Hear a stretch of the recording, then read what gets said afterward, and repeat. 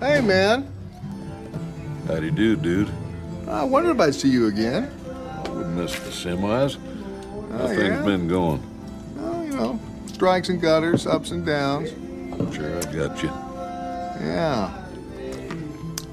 Thanks, Gary. Well, take care, man. Gotta get back. Sure. Take it easy, dude. Oh, yeah.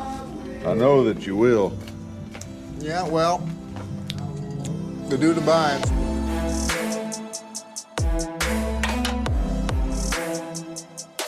All right, everybody, welcome back to another week of Muskies on Tap. Welcome to episode number 145. We got the preview for the Wisconsin Musky Expo this weekend in Rothschild, March 20th to the 22nd, and our Q&A going on for this pod. We got a special guest here as well, or a co-host, I should say, but we'll get into him in a second here. My name is Gus Manti, one of your hosts on here tonight. Before we get any further, let's introduce who else we got on the call. We got none other than Brian Eckel. Brian, how you doing, buddy? How was your Wow, weekend? I'm doing great. Honored to be introduced first for once. Been a while. Great weekend. Probably sounds like a broken record at this point. Hit the golf simulator again. Officially a simulator guy. I played pretty well though. We might be rounding into the form here. Now that we have 3 feet of snow outside, though, it might be a while. Battled through the storm. Actually had to do a little bit of work on Sunday in the heat of the storm, which wasn't too What? fun getting out on the roads, but yeah, it's been an interesting few days. They shut down the highway on Monday, I think that was. Sunday and Monday maybe. They took out like the no tow law or whatever, so like you couldn't even get towed. There's a ton of cars in the ditch and like even in the middle of the road on Monday, just like on the middle of a city street, nobody in them. So it's been kind of hectic, but I'm sure that's the case for everybody in Wisconsin. But yeah, not a whole lot else to report. Just looking at hotels here before we started recording for the expo this weekend. Excited to get up there for that. I need to hit an ATM and fill up the wrecking rack this weekend at the show. So Building the Mm. can box. not wait. Yeah, building a box, an elite box this weekend. So we'll see what we fill it with. Max, you look eager to get on the mic tonight. How you doing? Oh, I just love these pods, man. These Q&A pods is when we really get to cook. So I'm ready to go tonight. We got a great other co-host on here this evening. But yeah, I'm ready to go, man. It's that time of year, Brian. It's that time of year. You Yep. know, Yep. we're knocking right on the door. We got March Madness here starting the day this drops. So I think you got time if you're listening to one of those guys at like 4, 5, 6 a.m. You got time to make a bracket if you're listening right True. away. Go onto our Facebook. We got the link. Make a bracket for the Mott March Madness Bracket Challenge. Sick prizes. We'll get into the more of that in a sec too. yeah, no reason not to get involved this year. Got some, like Gus Free. said, great prize package, free and or Venmo to directly Brian Eckel, I believe was what you said, Yeah. Brian, in the Service past. fee, $20 service fee for putting this whole thing together. But it is free. So come check Goes it to a good out. cause. Yeah, got a pretty good turnout already so far. I think we surpassed last year. Some great names. Finding Picks 906, shout out. Great name. Tube Tugger, shout out. Great name. Hmm. But yeah, Does no, it was E awesome money. weekend. Snuck out, got it to do a little musky fishing, some open water, wet the beak. Did dip the net a couple times. So yeah, life is good. But Great. ready for Expo this weekend and to see everybody. It's going to be a great time. So without, I guess, all that being said, let me bring in the tap the bullpen, bring him in here, give him his walkout music. But we got none other than Kyle Friedges on with us. Kyle, how you doing? Thanks for having me, boys. Burr, I'm burr, excited burr. to be a co-host for the first time, and I gotta admit, I'm excited for the show this weekend, but it's a little bit bittersweet that the whole trade show season's kind of coming to an end here. But ready to get the to use your term, Max, get the net wet here in the next couple months and get back out on the water. So thanks for having me. No problem, Kyle. We're happy to have you. It was funny. We were te sending some texts back and forth this week, and I just had to bring this up because I found it quite hilarious. You actually referred to Brian Eckel as a humble guy uh, Whoa. this week over our Don't group sound too text. surprised, Brian. And, I just want to clear the air on that while we're here on the podcast. I mean, you just got to be careful with that rhetoric. This is a guy that's sending us Snapchat videos on how to drive through the snow early this week because It he was got a a weather truck. report. It was not a weather report. You were making fun of everybody that didn't have a truck and couldn't drive. And, It's part so of getting a truck. you just you Gotta put gotta in be four real. high. Yeah, you gotta be real careful with that rhetoric and just slinging around that H word like that. But yeah, no, I'm excited to get into this, fellas. Where do you want to start, Gus? We got the expo this weekend. What are you doing to prep for it? Well, first I'm prepping right now with the Milwaukee Throwback Lager from Central Waters Brewing Company, Damn. big tall one. Hmm. Rocking one of those for the pod here tonight. But no, I mean other than the Mott Bracket Challenge, which by the way, I'll quick line up the prizes here. So we got prizes from Thorn Brothers, Net Buddy, Red October Baits, Huntsy Tails, and Cougar Baits. So as of right now, subject to change possibly, but as of right now, it's first place. You get $75 Thorn gift card, Net Buddy, Musky Buddy, track mount, a Red October custom painted tube. Second place, $50 Thorn gift card. The new A10 Huntsy Tail Banger and Mott Moonman, a cougar bait lure. Probably one of his new two lures. He's got a sick bucktail and then a chatterbait as well, I think called the Ruckus. Third place, $25 Thorn gift card, 7/8 XL Huntsy Tail Banger, and another cougar baits lure. So Wow. Hmm. that's going to be dished out. I don't know. Last time I looked, we had like 130 people or 40. something like that. 40 now, maybe.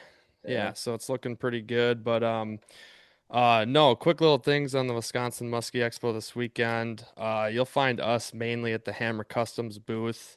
And if you weren't at the show the last 2 years, that is right next to the Huntsy Tail booth. So you're gonna find all of us lurking in that area. So come and say hi. Also, gonna have some Muskies on Tap merch there, pint glasses, some leftover hoodies, a couple shirts, only like four. So if you want a shirt and you're a very select size, I got them. And of course, I got stickers. What sizes So, you got? I think some 2XLs Okay. and maybe an XL, maybe. I gotta look again. I didn't have it on there, but no, I got that, and then two more things. I think Taylor Flannery, he's gonna have a booth. He's gonna have a raffle. Um, and there's gonna be some very, very, very hard to get lures in that raffle. So if you weren't lucky enough to get there early, and grab some things, I believe he's got some. I don't want to.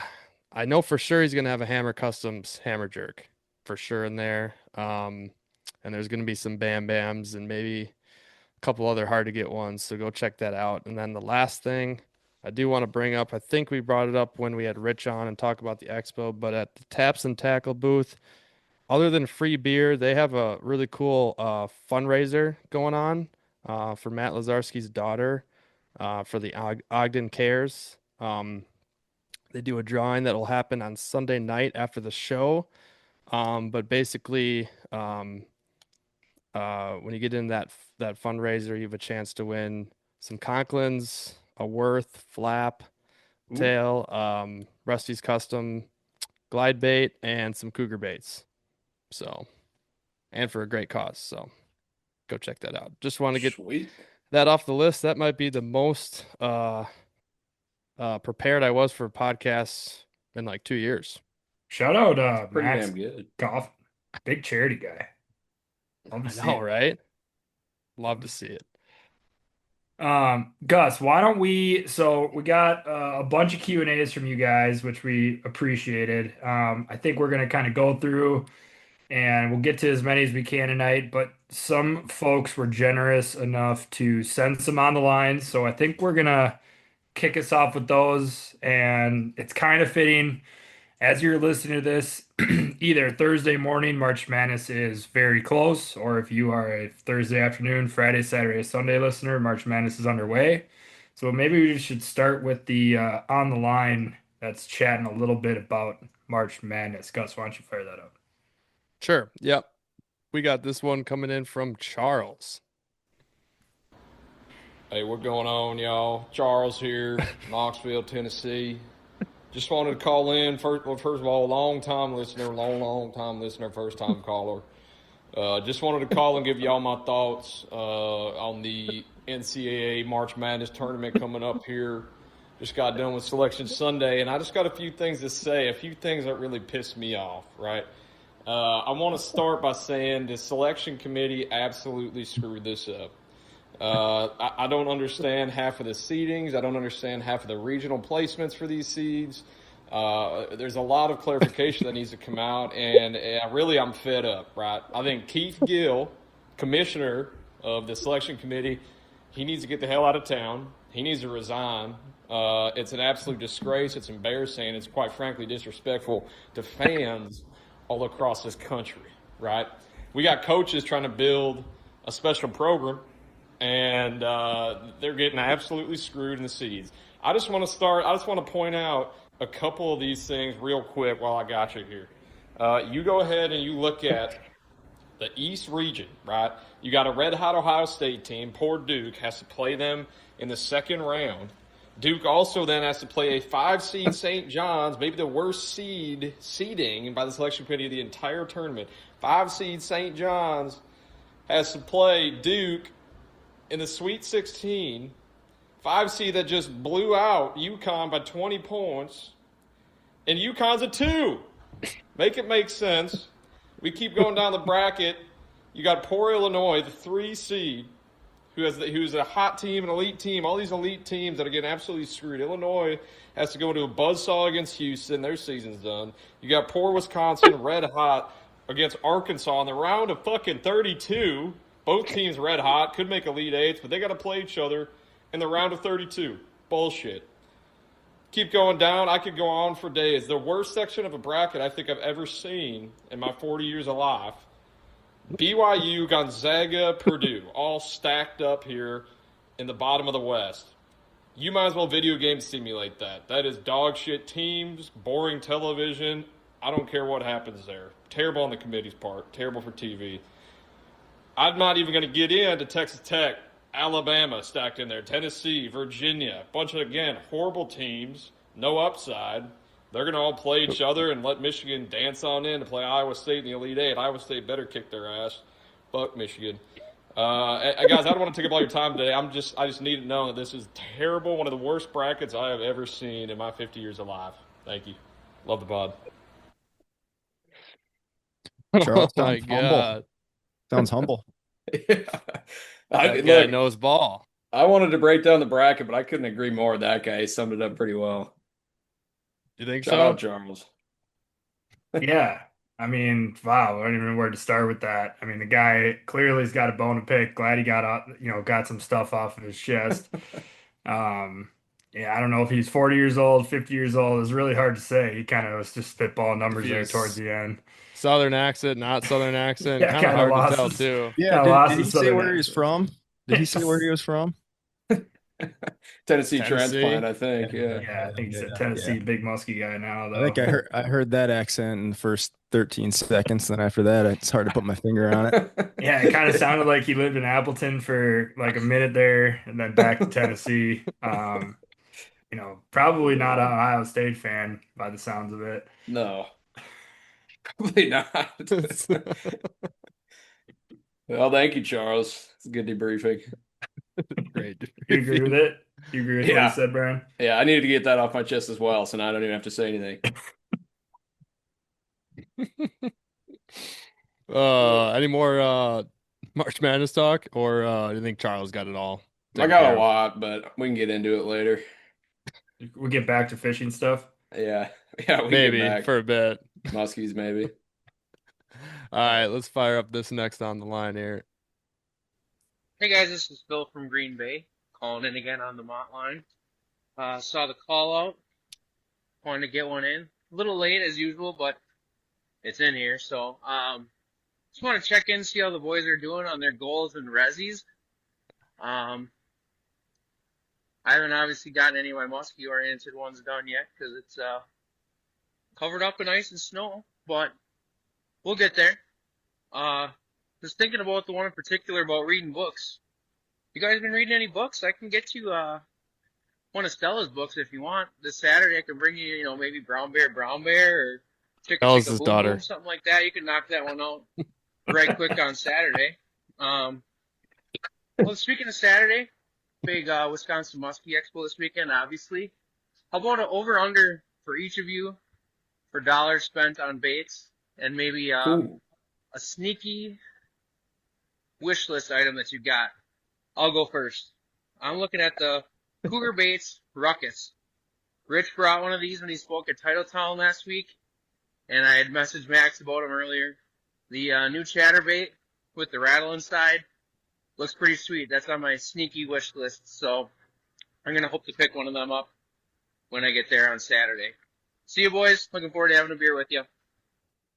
Cheers, Oh Phil. yeah. Thanks, Phil. Looking forward to seeing you as well and sharing some brews.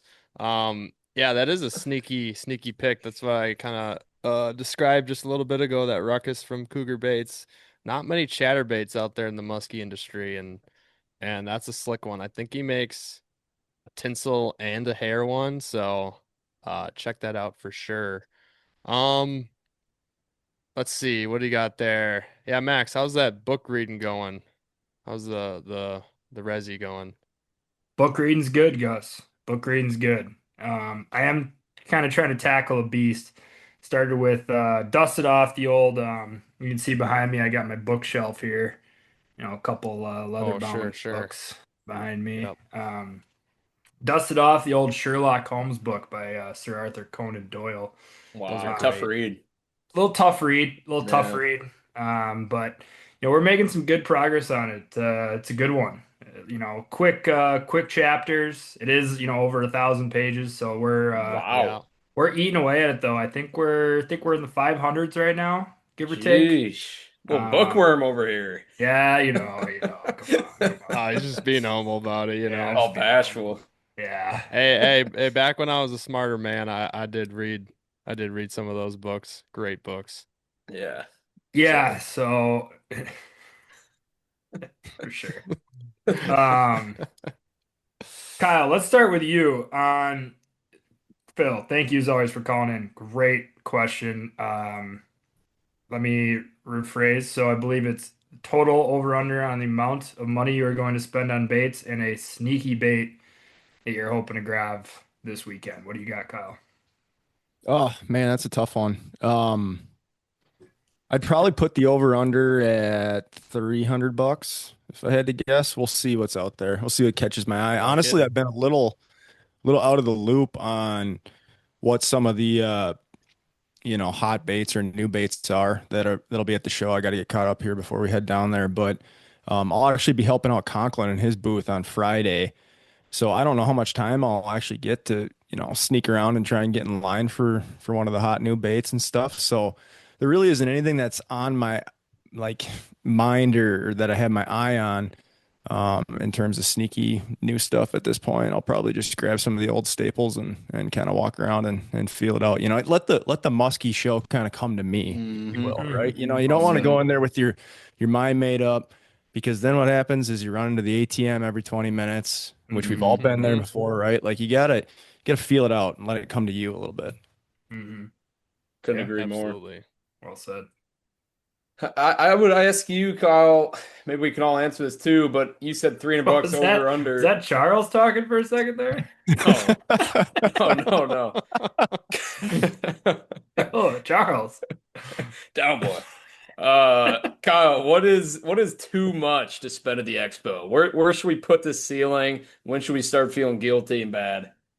Is there a limit? I mean, if we're being honest about it, I think $5,000. I mean, $5,000.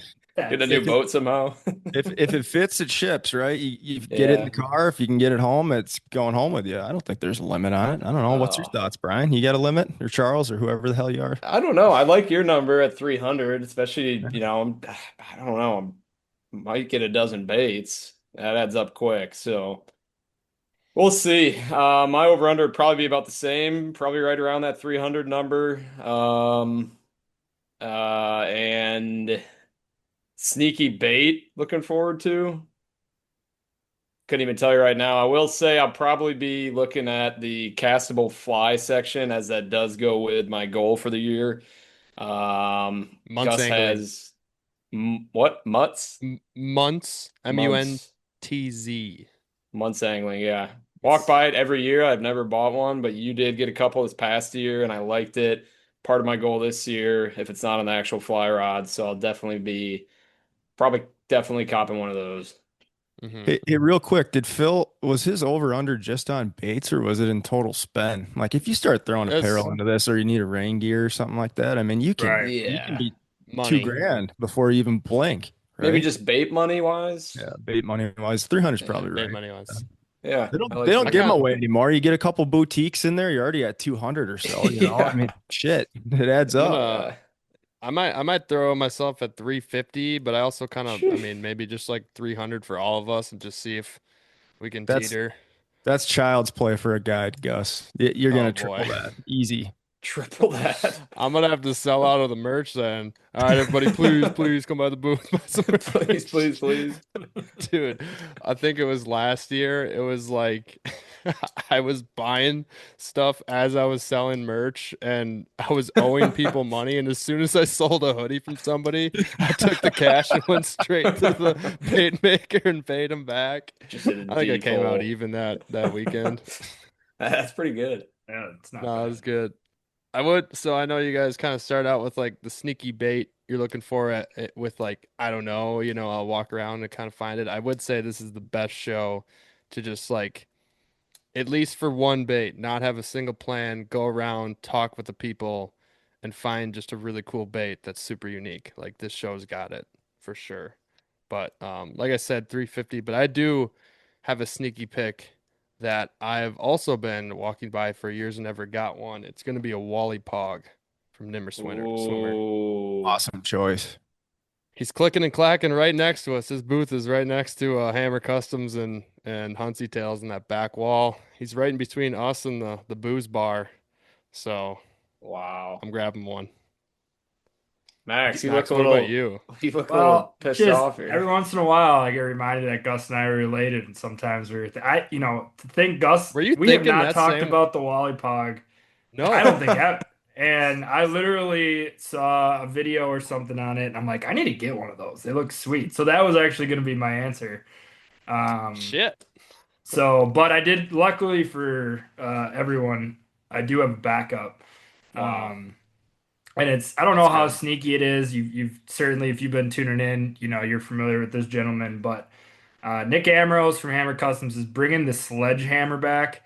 And I will say that I got to watch Gus do some absolute damage with that thing in a very short order when we had one that was operational. Unfortunately, some muskies got the better of it, but he's building them now. I believe, Gus, correct me if I'm wrong, with metal lips. Correct. And that bait is dynamite. It fits a nice little I don't know, nice. It's a nice pocket, nice little pocket in the crankbait, hole. It's how big is it? Like 8.25 inches. So I actually I got some more specs on it because I just looked into it like Sunday night or something like that. I think it's 8 3/4. Because it was like just under I held it up to like a 9 inch gram or something like that. Yeah, yeah. And then it's got an adjustable weight screw in, um, thread with all the interchangeable weights from any other uh bait company or whatever bait. Yeah, metal front lip. He's got the etched hammer symbol in there. Shout out Jamie. He did that for him. Um, and I would say the width is it's narrower than a Ridgeway and it's thicker than a Jake. And I would put it in Yes. the category of like a Jake, Ridgeway, that type of twitch bait. Yeah, it's super unique. I absolutely fell in love with it when Gus was throwing it, and then was extremely bummed when he didn't make them last year. The interchangeable weights is obvious. I mean, kind of goes without saying. It's a really nice luxury to have if you like the way a bait works. Now you get to kind of run it at different depths. I mean, you can realistically taking the weight out of it, you can run it what, Gus, from 0 to 2 feet under the surface. You put a weight in there, you Probably, can get it yeah. to, get down there kind of to your desired depth. So, um, with all the different kinds of water that, I'm fishing, traveling around, it's just a really nice tool to have in the tool belt, and I'm pumped to pick one up. As far as money goes, I'll probably try to keep it same as you guys around that 300 mark. I did spend some money at the Minnesota show, so I gotta watch myself a bit. It is new That's bait right. year though, new bait season, so I'm not gonna feel too guilty about it. But yeah, looking forward to, as Brian and I have said, starting to just craft the box for this Hmm. year. So that will be one I got my eye on, the sledgehammer. Hell yeah. Well, sweet. Let's roll to the next one here. Um, Comes from listener and bait builder we've already brought up here. So here's a mott line from Max. Hello, it's Max with Cougar Based Fishing Lures. I have two questions. One, what is on y'all's, shopping list for Hmm. this year Hmm. when it comes to the muskie shows? Like we all know that the Wisconsin Musky show's coming up this weekend, and there's always going to be something awesome to go and look at. What is on the shopping list this year? Also, what technique would you like to do more of that you haven't done in the past that you would like to, implement for this, next musky season? Thank you so much, guys. Love listening to the pod. You have a great day. Appreciate it, Awesome. Max. Shout out. Well, more or less, unless somebody's got another bait to add there, we kind of have talked about some, sneaky picks. Of course, we got a long list. I mean, we haven't even mentioned it yet in the pod, and it's kind of a given for, Bam Bam, Brady Martz, the Amish Pennsylvania musky fisherman. He is back at the Wausau show here. He'll be in the same spot. He's got painted baits. That's definitely one I would add before we talk about his second question. What about non-baits? Anything new to the show this year? Or anything you guys need or that have caught your eye for the shopping I'm list? I'm bringing my Wreck and Rack box.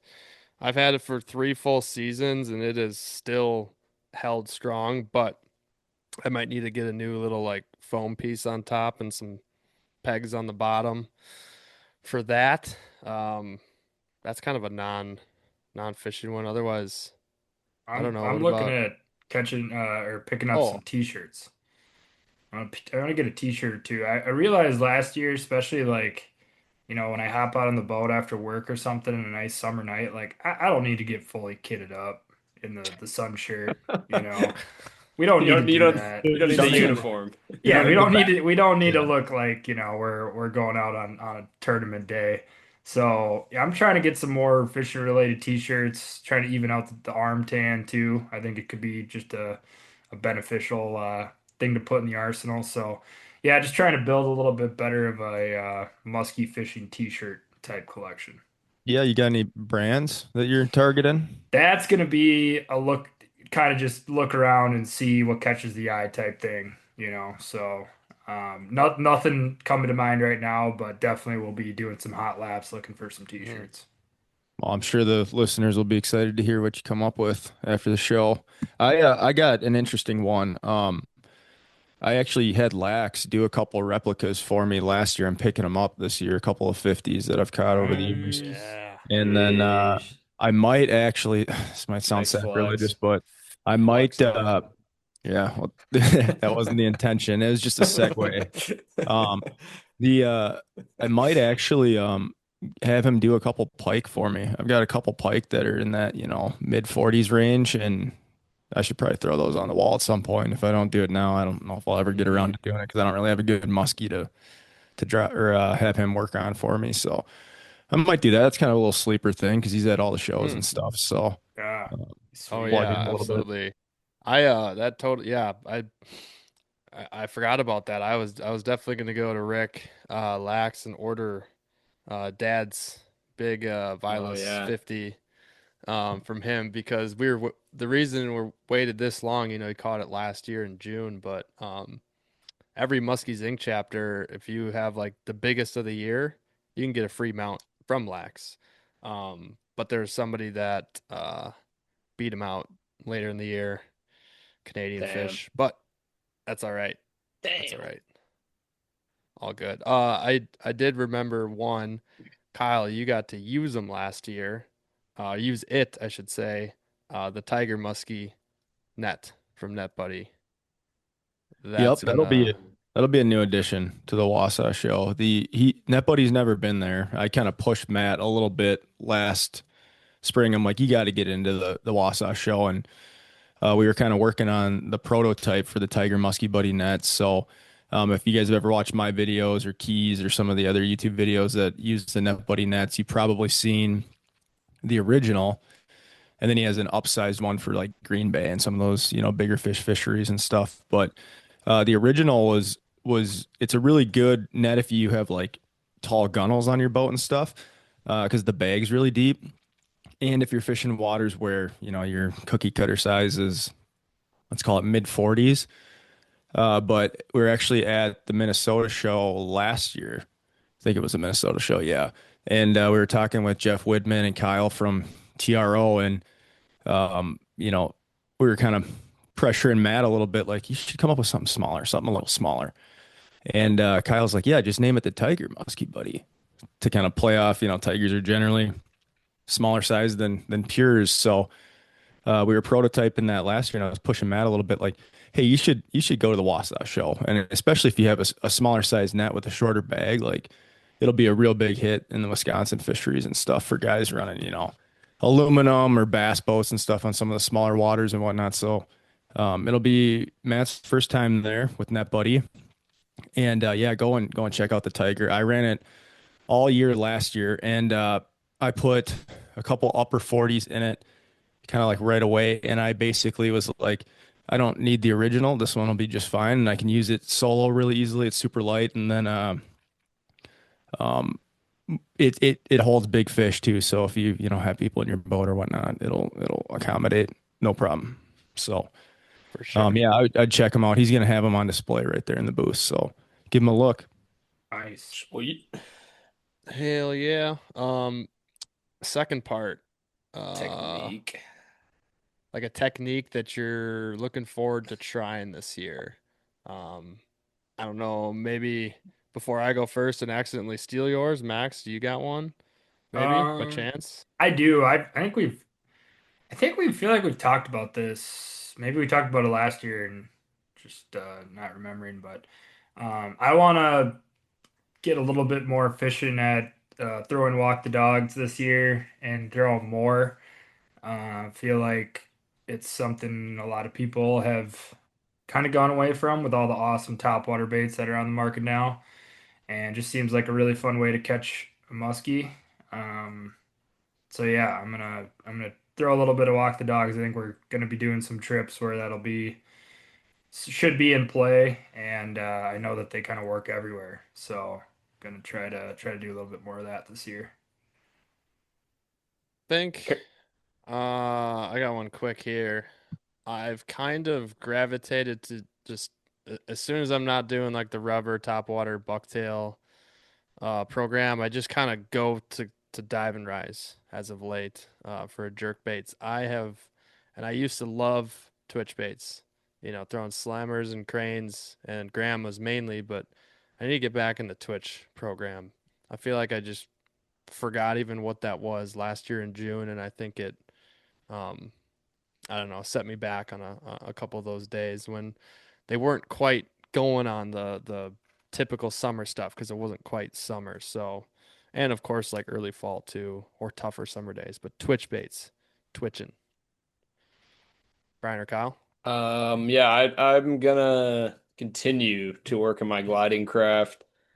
To be fair, and as the humble guy I am, got kind of lucky and caught one pretty quickly last year and got that goal done with, but I can't be done there. Got to keep improving the glide bait game. The first bait in my new Wreck and Rack box is a glide bait. So probably gonna end up copping another one at the show. And I've been flirting the idea of getting more of a glide bait, dive and rise, kind of lightweight rod during the off season here. So, yeah, I like the idea of getting better on that end. How about you, Kyle?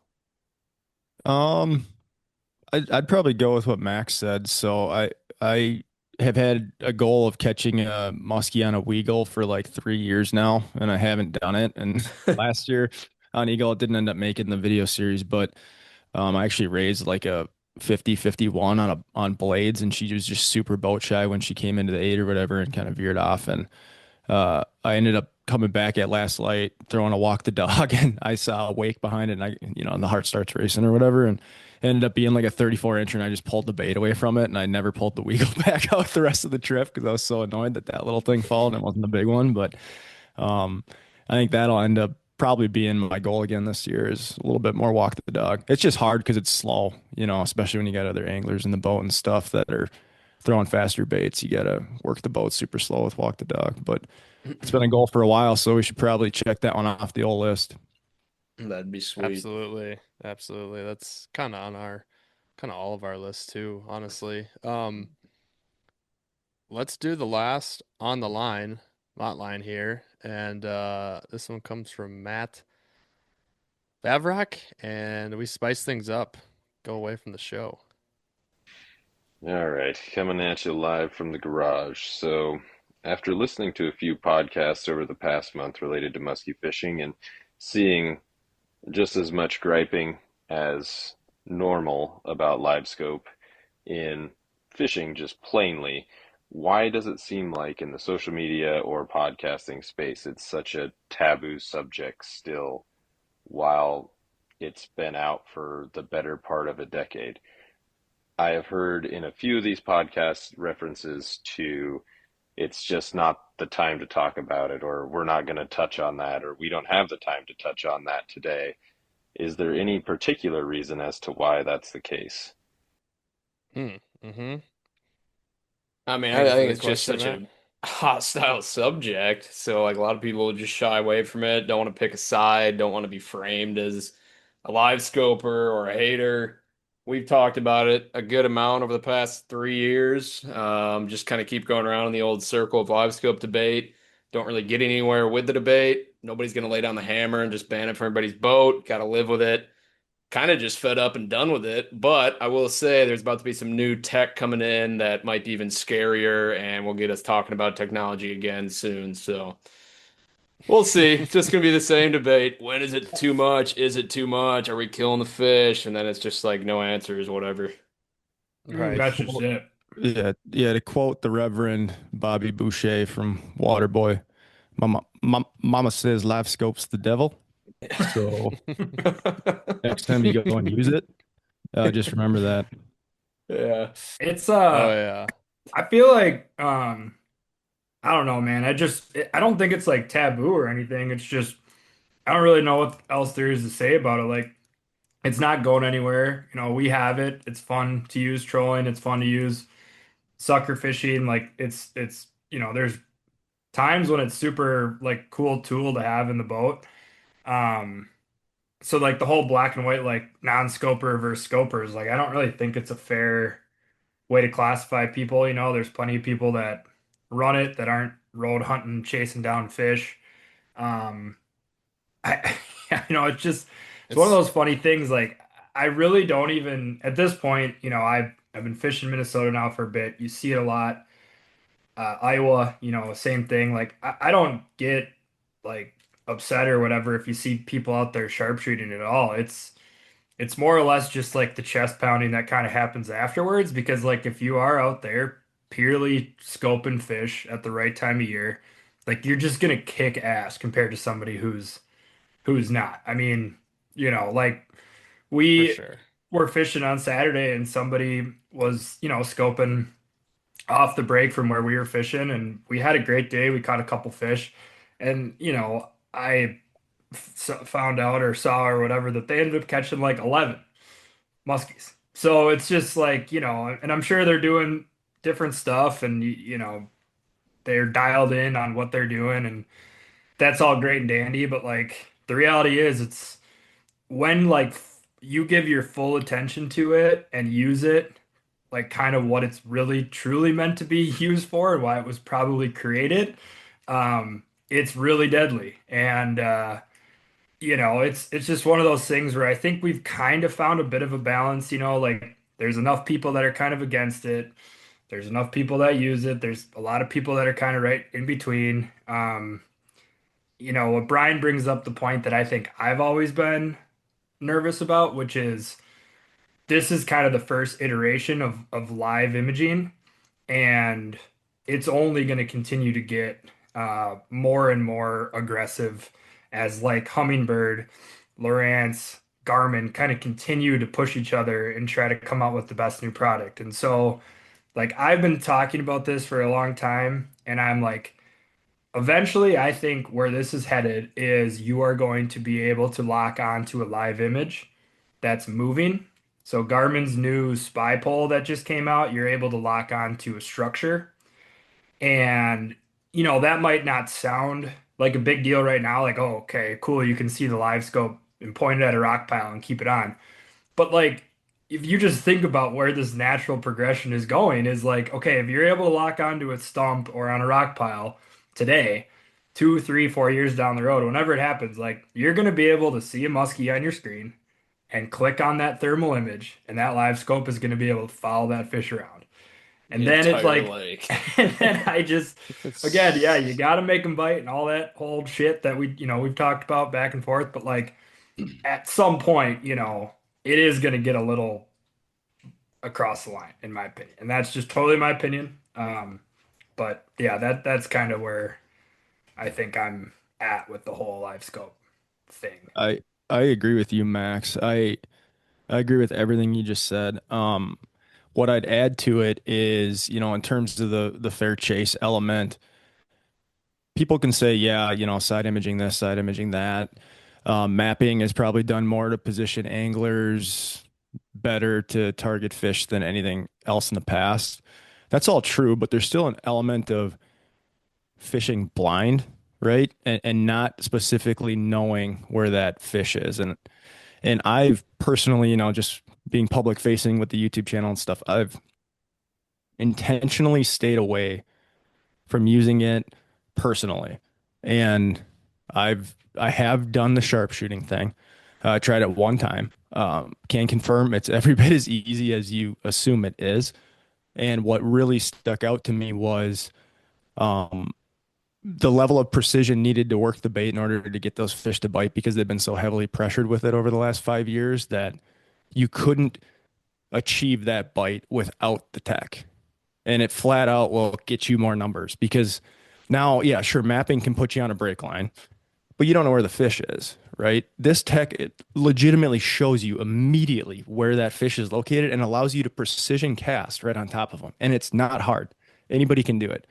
Like if you watch the video with Cochran that we put on our channel last year, like the first fish Tor catches in that video, that was her first time ever working a tube. And it was the first muskie we casted at. Like it doesn't get any easier than that. So people who sit there and say like, I'll be controversial here for a second on this. People who sit there and say it doesn't add to your numbers and you still got to make them bite, it's just wrong. Like, yeah, sure, you still got to make them bite. You got to select the right bait. You got to know how to position it over them or whatever. It will flat out increase your numbers if you're using it as it's intended. And that's where I think, we can have the argument around mortality percentages and all of this stuff. And throwing out 10% is probably overstated. That said, there's a lot of muskies that get caught not by muskie anglers, by walleye anglers and other anglers that don't have the proper equipment to handle these fish. That gets factored into the catch rate and the mortality percentage. So from a muskie angler percentage, maybe the mortality rate's 2%. But when you factor catching fish during the spawn, particularly large females near the end of their life, that event stresses them out when they're already stressed from spawning. Factor all that in, maybe it is 10%. I don't know. And I don't know how you would ever study that to know for sure. That's where this gets really gray, right? So either way, excuse me, these fish weren't meant to be caught at a higher rate. The basin has been their sanctuary to go out and recover and eat fatty bait fish for years and years and years. And now you can exploit them. And yeah, sure, it's only really a problem on certain bowl-shaped Wisconsin lakes, and who wants to go out and sharpshoot a 40-incher, right? Unless you're a guide or whatever. But it's a problem in Minnesota. Minnesota creates the perfect storm of some of the biggest fish in the world, and they're super easy to target with the tech. And yeah, to your point, Max, on the chest pounding thing, it's like how many of these fish would be caught without it? Probably none. If we're being completely honest about the situation, it is I cannot explain the level of precision needed to get an open water muskie to bite right now because they're so pressured. Like you can't accomplish it without that. Sure, yeah, Alex and Jace lucked into one during the muskie battle, open water blind casting Walker Bay. Sure, they it was a 34 incher, probably been caught 3 times in its life. It doesn't have the experience. It hasn't been caught a million times out there, right? It probably learned from that, and it won't happen again without precision. So you take a step back and you go with fair chase, circle back on the mapping and side imaging comment I made. And yeah, mapping can put you in position. Side imaging occasionally will show you a fish and its exact location. Like if you're fishing sand flats in September on leech or something like that, you can position the boat, see the fish on side imaging, cast at it, whatever. But it's nowhere near as easy as live scope. And to your point, Max, I mean, it was completely designed to fish muskies the way people are using it to fish muskies. Like if you watch any of the bass tournaments, they're fishing break lines, they can see the fish on there. You cast at it, you drop it right on its head, and you get the dang thing to bite. Like that's what it was designed to do. So in my opinion, you know, it's fun. We'll probably add one to our boat this year. I don't think I will use it to sharpshoot muskies at any given point throughout the year, but it will be in the boat. I plan to use it in Canada mainly for shooting straight ahead of the boat when I'm entering new areas that I haven't been to before that are unmapped, so I don't roll up on a reef because I've had some pretty close calls over the last 5 years doing that. So it's going to be more of a tool for that. And I don't really plan to use it to target muskies, but it's an incredible learning tool. So where people can use it, if you want to talk about ethics or whatever, is learning how your baits run out on the cast. You can point it, you can see how they work. That'll tell you a lot about how you could go out and blind cast for muskies, something like that. So I'm rambling a little bit here, but yeah, I think, it's the first tech that really crosses that line of fair chase. And if we get to a point where now your pole is synced up with your trolling motor and your graphs, and you can lock onto that fish and it'll keep you exactly 60 feet off that fish with your trolling motor, we've definitely gone too far at that point. Like, Yeah. like these fish were never meant to be caught this much. Like if you watch my video with Rod Ramsell on our YouTube channel, biologist for the Minnesota DNR, he has held millions of muskies in his career through the broodstock efforts and everything he did for the metro fisheries in the 90s and early 2000s and all that stuff. And he believes mortality rates are higher than people expect based off of poor handling. And he factors in all the bycatch and all that stuff too. So, I mean, obviously a little bit anecdotal there, but he's a biologist that has handled, millions of muskies over his career. So it's one of those things where like, as an angling community, we just have to ask ourselves, has it gone too far? Sure. If you're using it just to keep yourself off structure or something like that, use it like a live side imaging or something, it's probably fine for that, right? You're not out there taking it too far, if you will. I don't know. I don't even know that I have a soapbox to stand on, honestly, but like I wanted to kind of give my opinion since we're being controversial here. And thanks to Vavrock for bringing this up, as I figured he kind of would. And I think it's Well, important that we don't dance around the subject either, right? Like let's have a conversation about it and yeah. address it. I mean, the only thing for me is like where I kind of feel a little bit like weird when I speak about it is because as somebody, it sounds like you and I are kind of aligned on that, but like as somebody who kind of, maybe I don't know if like fence sitting is the right word, but like as somebody who, would say and argue that there's probably levels to the usage of live scope, and I'm somewhere probably right in the middle of like, again, I don't think it's the end of the world, especially if you're using it kind of like how you've talked about, where you have it running as like kind of a live side image. If the random fish does come and follow, you pitch cast back at it, whatever, maybe you get it to bite, maybe you don't. Is that really the end of the world? No. But then it's like, okay, live scope is talked about as this one singular thing, but there's it's such a broad spectrum, right? Because then, okay, well, what happens if you add 2 units to your setup? What happens if you add 3 units to your setup? And then what happens if like that completely takes over the way you fish? Like, are you lumped into the same category as somebody who just is out there and saying, hey, I want to see the structure, I want to see how my bait works, I want to catch more fish, this is a nice tool for me, somebody, I'm not saying that they're like ignorant to it, but like they're just kind of like, hey, I know I can musky fish, but I want to use this tool. I can afford it. I can put it on my boat. I think it's great. I learned my lake a lot better. It helps me, maybe I got a wife or something that doesn't musky fish a bunch. I can tell her when she has a fish coming. I mean, there are these like cool positive things to it. So it's kind of a bummer that like the, you know, it's gotten so hostile in the debate where you can't say like these middle ground things because it's either like you're for or against it. And Right. that just kind of puts it into a really tough box. I don't know, Gus, It's you're kind of it's chomping at the bit. no, I mean, I love all these points. I mean, thank you guys. This was good, and Matt for bringing this up. Honestly, it has been a while, but like Max said, we do have one unit. I have one unit. Max is talking about fence sitting there. Like if I had to lean one way, I guess it would be like kind of a little bit more against it than for it. If you hop in my boat, you know that pretty much from opener to October 1st, it's not my boat unless I'm specifically going to be trolling that trip. For me, and when we first got it and we started using it with the in the forward mode while we were just fishing structure and fishing what we wanted to fish, immediately I saw uh, myself just lose fish and focus too much on my screens, and I was losing a lot of my senses and ability to know when to change spots, sit on, fish probably too long.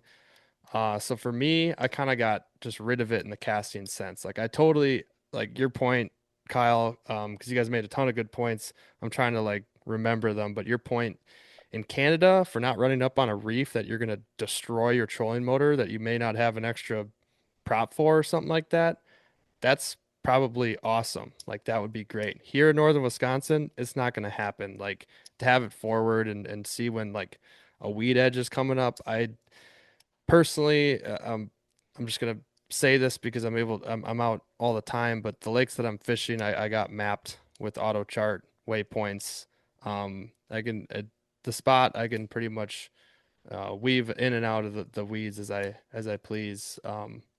But that's to the benefit of being out on the water all the time. But no, I don't know. I don't really know what else I can add here, honestly, without making this long-winded. But I guess my last and final point, because I do agree with you guys on everything, but it just sucks as somebody who kind of like, is definitely way more against the road hunting thing. It's almost like when we talk about it and kind of bash it, or like, hey, that's just kind of a shitty way to go out and musky fish, don't you think? Like, are you learning anything, maybe how to, work a bait or really finesse them into eating it. It almost sounds like from this side that we're like gatekeeping the sport. Like, hey, quit catching all these damn muskies. Like you're catching Right, too many.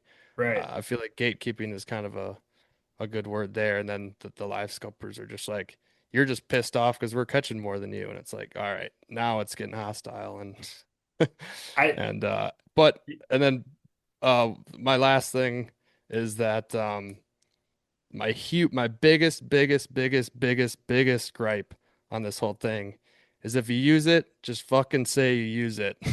Just fucking say you 100%. use it. All right. God, if you're listening to this and you're a live scoper and you haven't said it on social media, but people know, just fucking say it. All right. Which You'll should gain a tell little you more everything respect you from need me. to know. Like if you're hiding it, 100%. then you must know you're kind of guilty and maybe it's not what you should be doing. You're going to get judged. Yes. Like, Yeah, that's a huge thing. yeah. Yeah, you It never means see you're you never see guilty. the deucer pole in any of the pictures. Like it's one of those things where it's like everybody's doing it. It's like steroids back in in the major leagues back in the 90s. Like you're everybody right. was doing it, but nobody was talking about it, right? Like, Yeah. and I should take a step back and kind of qualify what I said earlier. Everything I said was my opinion and my opinion only, and it's what has led to me deciding not to use it when I'm fishing muskies for the most part. Like if people want to go out and use it and do it that way, go ahead. Like it's your right to do it. You purchased the tech. It's totally legal. You have every right to be going Hmm. out and doing that. And if that's how you want to enjoy your day on the water, that's fine with me. I've gotten over it years ago, right? When it really started to become a controversial subject, I kind of moved on from it. But for me personally, like I want to do it the old-fashioned way. And to your point, Gus, on staring at the screen, I've used it to try and see follows on very stained water in the past. And it worked good for that. But like you said, I feel like I'm out of tune with the water and what's going on in my environment because you have to stare at the screen the whole time. And then on top of that, like when I'm in Canada, the last thing I want to do is be glued to my screen. When I watch back my footage and I see how much I'm looking at the mapping and the side imaging to try and keep my boat positioned right, I'm already annoyed with myself for how much I'm actually looking at screens, right? If you fish the metro or Wisconsin or northern Minnesota, there's so much going on all the time with boat traffic and other fishermen and noise and all this stuff. You go up to Canada, the last thing I want to do is stare at a screen personally. So I want to qualify all that and say, like, if people are using it, go ahead. It's your right to do that. But for me, it feels like it's crossed the line of fair chase, and I've chosen to stay away from it for all the reasons I mentioned. Absolutely. Yeah, and back on the screen, eyes glued to the screen of, what I brought up earlier. I had a point, totally forgot about it, just crossed my mind again. Um, Another thing I'll have to say on this and why I do not like using it when casting at all is that, you know, I'm a guide up here. I got clients all the time. Um, I'm teaching a lot of people that are brand new to the sport. And personally, I want to get them into the sport for the reasons that, I got into the sport. Basically, I don't want to just kind of have that extra screen for them to stare at the whole time. But of course, like that tech, when it is used in sucker fishing and trolling, like it's a very ooh and ah. Like you can get a lot of that from people in the boat looking at that for the first time. They're like, oh, this is really cool. Um, so yeah, there's again a gray area as we just discussed on why it's tough to talk about. But I think what I it don't know. comes down to is you just have what you see in anything in the world right now is social media drives two group thinks. People hate it, people love it, they fight back and forth, nothing gets done. You just have to learn to live with it. And I think in my head, it's like, okay, the people that are kind of, I think where we all reside in this issue is people who value like the traditional muskie hunt, who value the way that they started fishing in it, who have pride in like the sport and the fish and the fisheries. And they get worried about live scope. Then you have the people who just got into muskie fishing maybe more recently. All they care about is the grip and grin. They want to beat their buddy's biggest fish. They just want to go out there and slay fish all day. They don't care about, the hunt of it as much or the adventure part of it. So in my head, I don't know. That's kind of just how I categorize the two. I don't want to sit here and point fingers. I don't know. One side to me feels more like egotistical, just wanting to catch these big fish quickly, not necessarily at all how I envision the sport or how we started, which was like experimenting with baits, going and just exploring a new part of the lake blindly, just down imaging, figuring it out. So like it's really going back to maybe your roots and what you love about the sport. And if it's just catching big fish, then yeah, grab a live scope and have at them. But I Yeah. don't care what you do. It's America, so Yeah, yeah. And Maybe let me make excuse me, one more point here, and then I'll move on.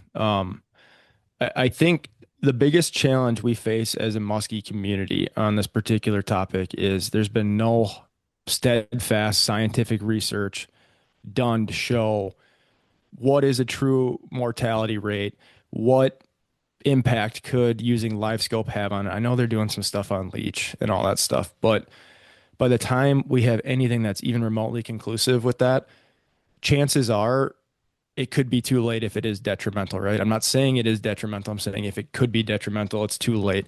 When you look at the Minnesota Muskie Management Program and the decline of that since Ramsell left, it's really sad to see the state of the Minnesota fisheries. So stock fisheries are dying off. There's less fish in them every single year as these fish mature and die off.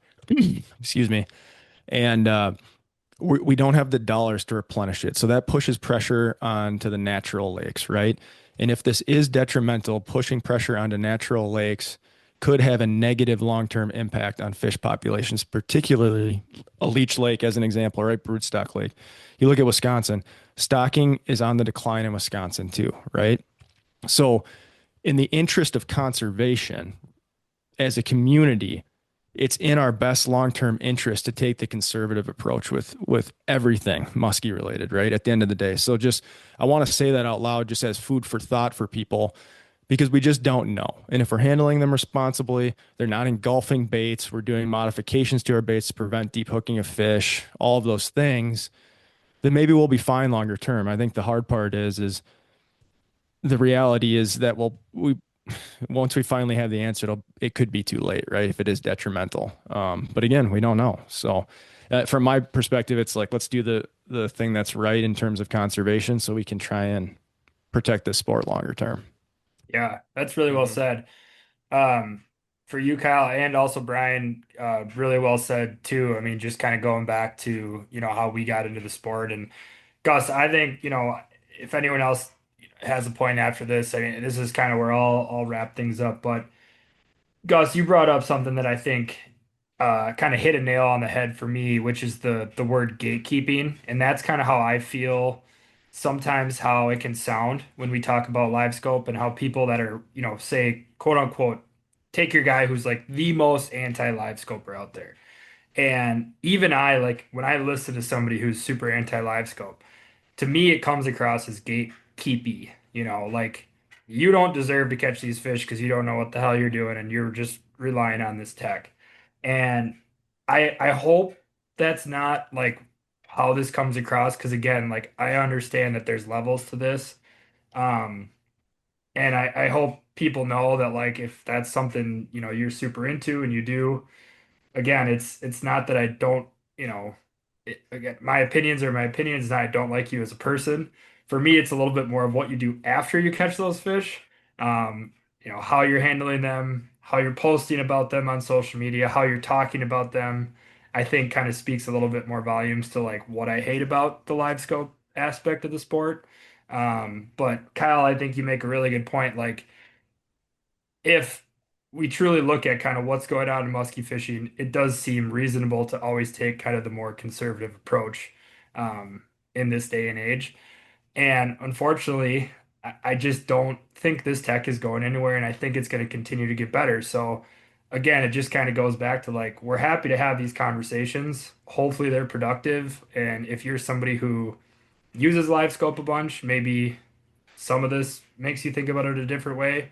Or if you're somebody who's never used live scope and thinking about trying it, maybe it's, on top of mind to either continue to fish more just naturally and less with it, or just think about when you are using it, how you're using it. But I'm not here, again, like Brian said, this is America. I'm not here to say this is how you should be using it, this is how you shouldn't be using it. It's just totally our opinions and kind of how we feel about it. So I hope it doesn't come across as gatekeepy or, douchebaggy, I guess. But yeah, I mean, happy to always have the discussion. I think we've kind of always tried to keep an open mind on everything. So, you know, um, always happy to hear For different sure. points of view and whatnot too for people that Yeah, No, are that's good. for it. Yeah. In best case scenario, it's not detrimental, right? And we can all use it with free will and then it'll up catch rates and we'll have a blast out on the water. Like that's what we want at the end of the day, Yeah, right? The the more the musky you issue, catch, the better. Absolutely. and I could be totally wrong, but like you bring the scientific research into it, and I know the stuff they're doing on Leech Lake is going to be awesome.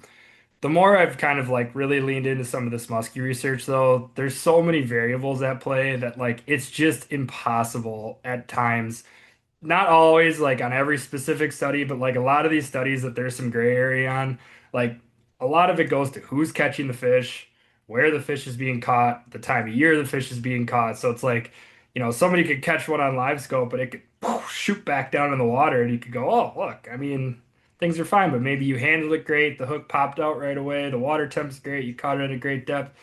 There's just so many variables. So how you'd ever Yeah, and maybe study it this died. is just going to be tough. It's going to be Yeah, and really tough. maybe it died 3 days later because of delayed mortality and stress, right? It's hard to know that. I know with some of the fish on leech with the transponders in them that have been caught out at deeper water, like Baylor mentioned when he was on here, they've been fine.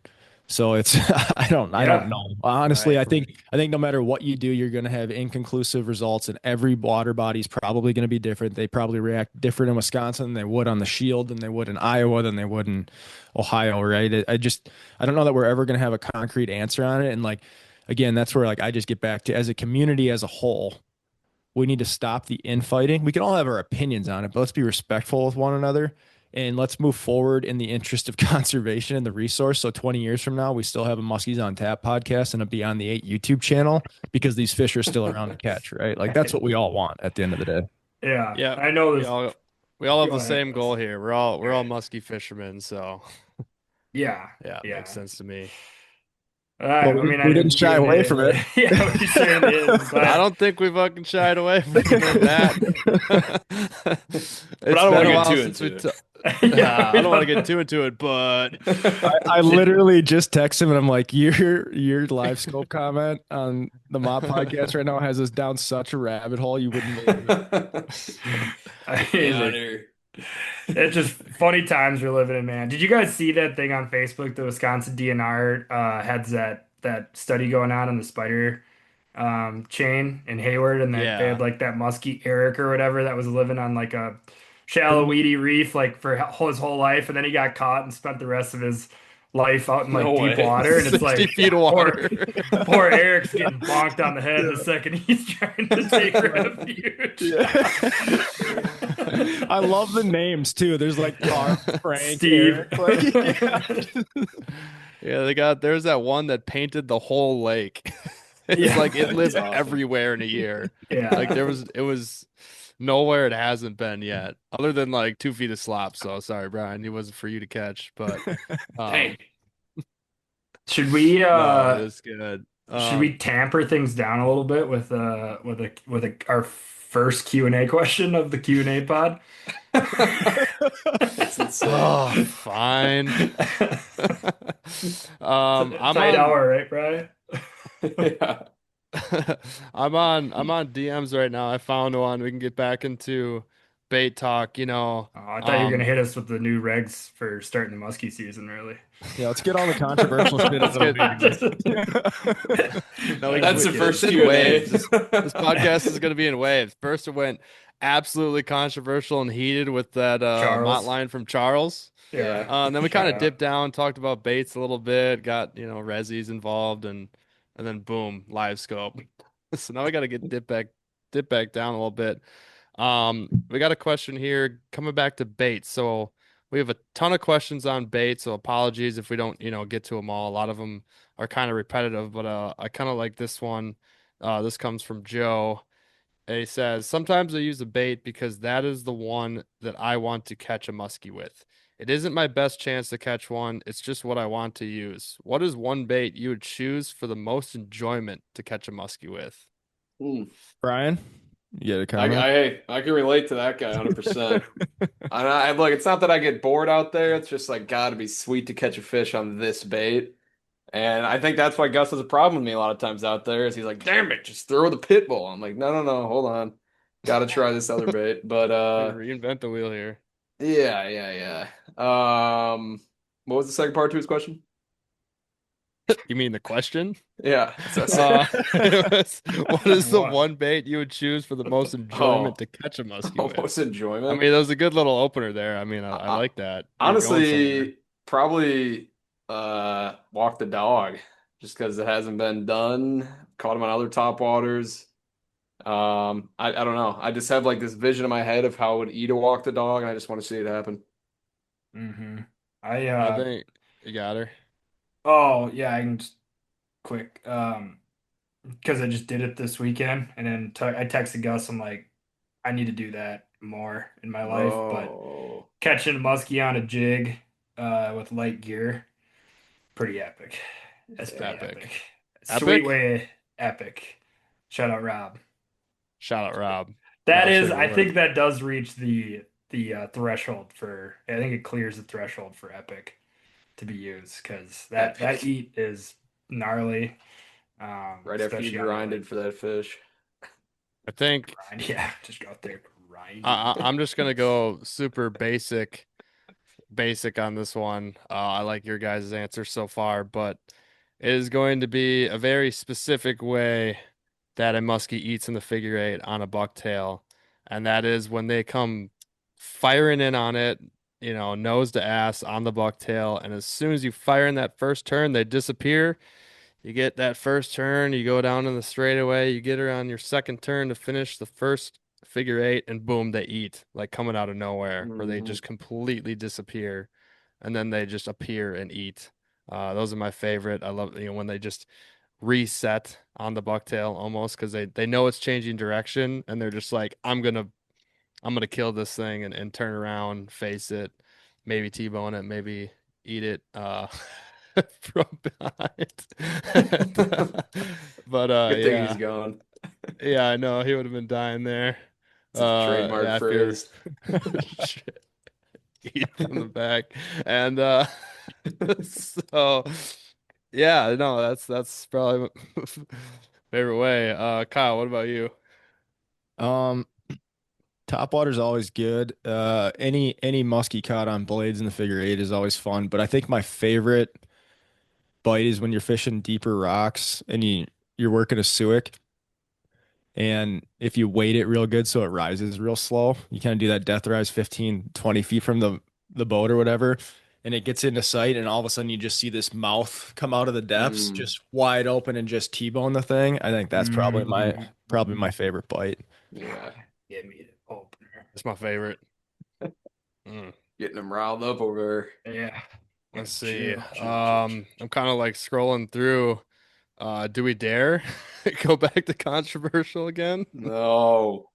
Okay, fine, No, fine, no, fine. do it, do it, do it, do it, do it, No, do no, it. Oh, no, I no, think no, we're just. no. I mean, I think I know what question you're talking about. I think. I mean, go ahead. I think we're going to be a little bit of a Now, stay tuned. let's get it off our chest. We'll be lighter going to the Muskie Expo this weekend. It'll Yeah. feel good, you That's know. fair. That's Meme fair. hugs. All right, Max, you listening? Yeah. Mm. Sorry, got a lot going on over Oh, here. okay. No, it's all good. Um, so I'll do the first. So there's three questions kind of on it. It's did you listen to the podcast with Jordan Weeks and Chaz Martin? And if you did it change your thoughts on the season opening earlier? And the third part of it, are you going to fish for muskies May 2nd in northern Wisconsin? Yeah.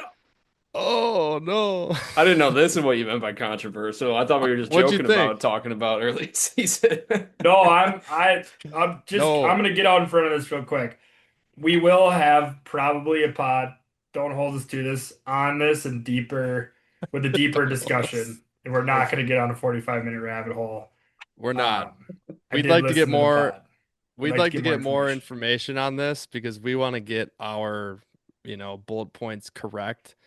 Seeing as this is more heavily science related, I should say, but also in the fact that this goes without saying, like it is happening, like no matter what you do and who you talk to and how many emails you send to the Madison or whatever or your biologist or whatever, like it is opening May 2nd in all of Wisconsin except for Green Bay and its tributaries. And I guess I didn't do the research if like Lake Superior counts too. I'm sure it probably does for starting later. But it is going to happen. And seeing as it took 4 or 5 plus years or something like that to happen, it's probably another 4 to 5 years if we truly want to get rid of this to take it back to Memorial Day weekend. Damn. So it kind of is here to stay for now. So you can have your opinions on it. I guess I'll before we move on, I guess all I'll say is just like if you do go out there, please take good care of the fish and just no poor handling, please. But yeah, we've already talked about this a little bit. We're gonna have a little bit more, like Max said, maybe don't hold us to it, but a little more discussion on it with uh better bullet points Yeah, just getting some before more May 2nd. voices in the room. Keep Getting some pushing more it down the road a little bit. keep kicking the can. I mean, I will say I thought it was a great pod. I always like listening to Jordan talk. Obviously he's very close to the situation. We joke about monitoring situations here on the pod. He was in the situation room, looking at the data, looking at the spreadsheets, understanding the back channels that kind of went on here to make this happen. So obviously listen to the pod. Great pod. Shout out Chaz, shout out Jordan. Well done. Shout out. I think we might try to bring in some potential other voices. We're going to continue to do our own research. Um, as science goes, there's different ways to look at things. Hmm. So we just want to make sure we're covering our bases. So Yep. Appreciate I the question though. kind of But come around what do on you got? it since we first talked about it when it first was the info was released. At first I was like, "What the hell is this? How is this good for anything? This can't be right." And now it's kind of like, you know what? It is what it is. More time to fish. Don't be an idiot out there, like Gus said, and we'll see what happens. So I've simmered down on this. It doesn't poke me quite like Fair. live scope, but even that I've simmered down on. So just try to not Right. let these things bother me, right? Wow. Right. Yeah, Right. Right. it's a new But perspective on the industry. I don't know if you got anything to add on this, Kyle, before we move on. But to answer it, no. Personally, I will not be guiding it or fishing it. Um, Friday night before Memorial Day, the classic opener. Ooh, You're not gonna Sneak throw up. a single musky bait in the whole month of May? probably not. I like That's smallmouth and walleye insane. now. I That's gotta just fill that some just guide trips. Hey, shout out to listeners. I'll be the first one to expose him here if I catch him throwing a musky bait in May. You'll be the last person I'll tell. I got my ways. Right. Um, all right, let's see here. Wait, Kyle, did you have any thoughts on it? Yeah, while I'm No, looking. I haven't listened to that podcast. I haven't read any Okay. of the studies. I'm admittedly ignorant on it, but I would just go back to my earlier comment on like we should be doing what's in the best interest of conservation and the resource at the end of the day. So whatever that ends up landing on will be the side that I tend to lean towards, whatever that means. Yeah. Mhm. It's I did probably read. not catching them when they're full of eggs, I would assume. But Yeah, I'm not a scientist. I mean, like what's the pros to opening it earlier, right? Like that's where Fatter my head fish to goes catch. is like yeah, like yeah, they're Oh, bigger, I guess, you know. I don't know. I studies are mean, saying there's no downside. So Yeah. I read them. There's Yeah. no studies that are out there that and are saying maybe that there that- isn't, right? Like I said, I'm ignorant on the subject. I just, I just don't know why we need to extend the season, to be honest with you. Hey, Yeah. didn't affect pike, so we'll see what happens. In Europe, right? Yeah. Yeah, not even this part Yeah. of the world. But I digress. Anyways. Yeah. Anyways, we're not gonna get down a rabbit hole. We'll get into the Anyways, next Fish Anyways, I with got a couple more Kish. points on this. Anyone? Okay, hold on. We Getting all tight got our on time hands here. I'm up. about to wrap this up. Everybody put your hand down. All right, Fish with Kitch. Kish asks Duke or bust. Who's everyone's sleepiest sleeper team for the tournament? Oh, here we go. Gus just holding court over there. I mean, you guys are Everybody like sit down and shut hound up. dogs, just like I got a Brian, you're chomping at the bit here to talk anything but muskies at the moment after those heated discussions. Who do you guys Yeah. are sleepy pick? Sleepy. To be honest, I Sleepy. thought I had pegged a couple sleepers when I first made my bracket Sunday night. Since then, I've seen some buzz on social media around those same exact teams, so I'm kind of disappointed, but I feel like really any 11, 12 seed just gets all the buzz anymore because one or two of those typically advances to the 32 or Sweet 16, and there's a couple big upsets. If I had to put my name behind one, would probably be USF to win the first round against Louisville. Sleeper to make the Final Four. I would say Illinois, just because I don't think many people have them going there. They got to get through Houston. Love Houston, but I do like what Illinois has. So yeah, probably those two teams are on my radar. Kyle, Max. I'm not a basketball guy. I still got to fill up my bracket with you boys. So my research is going to include whatever Chat GPT tells me on this. I'll probably have them fill out the bracket for me. So I don't know that I have a ton of value to add to this You one. got the I don't. pronoun. I think if you win, I think you might be X-nayed out of the prizes. ChatGPT. Yeah, is that cheating? I'm just kidding. I'm just kidding. Is that in the rules? Yeah. There's Bro. zero rules other than one bracket per person. That's it. Yeah. I it'll got be a like couple. sharpshooting. I got a couple tidbits here. Super sleepers. Folks that still haven't filled out their bracket. I think TCU is going to absolutely spank Ohio State in the first round. I don't think it's going to be particularly close. What makes you say that? They're just they're a big game team. Tournament time, every game's a big game. I think they just absolutely roll Ohio State. Ohio State's been hot. Closet they're a Horned Frogs trendy- fan. I think they're a trendy pick. I think TCU comes out guns blazing, absolutely just rolls Ohio State. Wow. Can we ring Um, Charles? Can we call Charles, get him on the line here and oh, see? this would get Charles. This Charles would just Have a be little friendly open debate. at the mouth if he heard me talking right now. Call him, ring him in, get him on the You line. know, for those of you that, maybe Charles might be listening, there's a chance. Let me see here. A couple other good ones for you guys. I think Nebraska have never won a March Madness game. I think they got Troy. I'm looking at Troy. Too much pressure on Nebraska. Wow. Mm-hmm. I feel like they choke a lot. Football, basketball, they kind of choke a lot. So I got Troy knocking out Nebraska in the first round. And then giving my guys down to VCU, right? Everyone's going to be looking at Mm-hmm. that UNC program, Mm-hmm. historic, Tar Heel Blue. No Yep. way they don't get out of the first round. Yeah. I'm here to tell you right now, the VCU boys know how to play. Virginia Commonwealth boys. Yeah. Keep an eye out for VCU to make a run. So that's what I got for y'all. All right. So I'm also like Kyle. I do not watch basketball at all, but I love to fill out some brackets. This year I went a little different. I still got time before I gotta make up my bracket here, but I hit this little preview button on the ESPN app, and you look at each team's top two players. Pretty much all I'm looking for is if the team's got a cob. If it's got a cold ass white boy Wow. as top two, Mm. they're advancing. Jeez. Who's the call of the tournament, Brian? That guy on Penn. I think it's Penn. like TJ Price or something Yeah, like Penn. that. Just Something fills like it that. up. Yeah. Just fills it up. He just said 44 to complete the upset in a conference championship to get into the tournament. Yeah. Power. TJ Power. I think that's it. Something like that. I think they got It'll be two a call-ups. household They name play here pretty Illinois quick. right away. They play Mm, Illinois right away. What do you think about yeah. that? Yeah, well, not gonna happen for that Cobb. Look at the next one. I'll tell you who it's not is Braden Smith on Purdue. That guy is the most overrated player in the country. There we go. Love it. All We right, need the back hot to the musky takes. fishing. Back to the musky fishing. Start getting down the rabbit hole. Crap. I didn't really have them all. I do have one, Gus, if you're struggling, Yes, you go. and I think this is a good one. I gotta find the question and who it's from.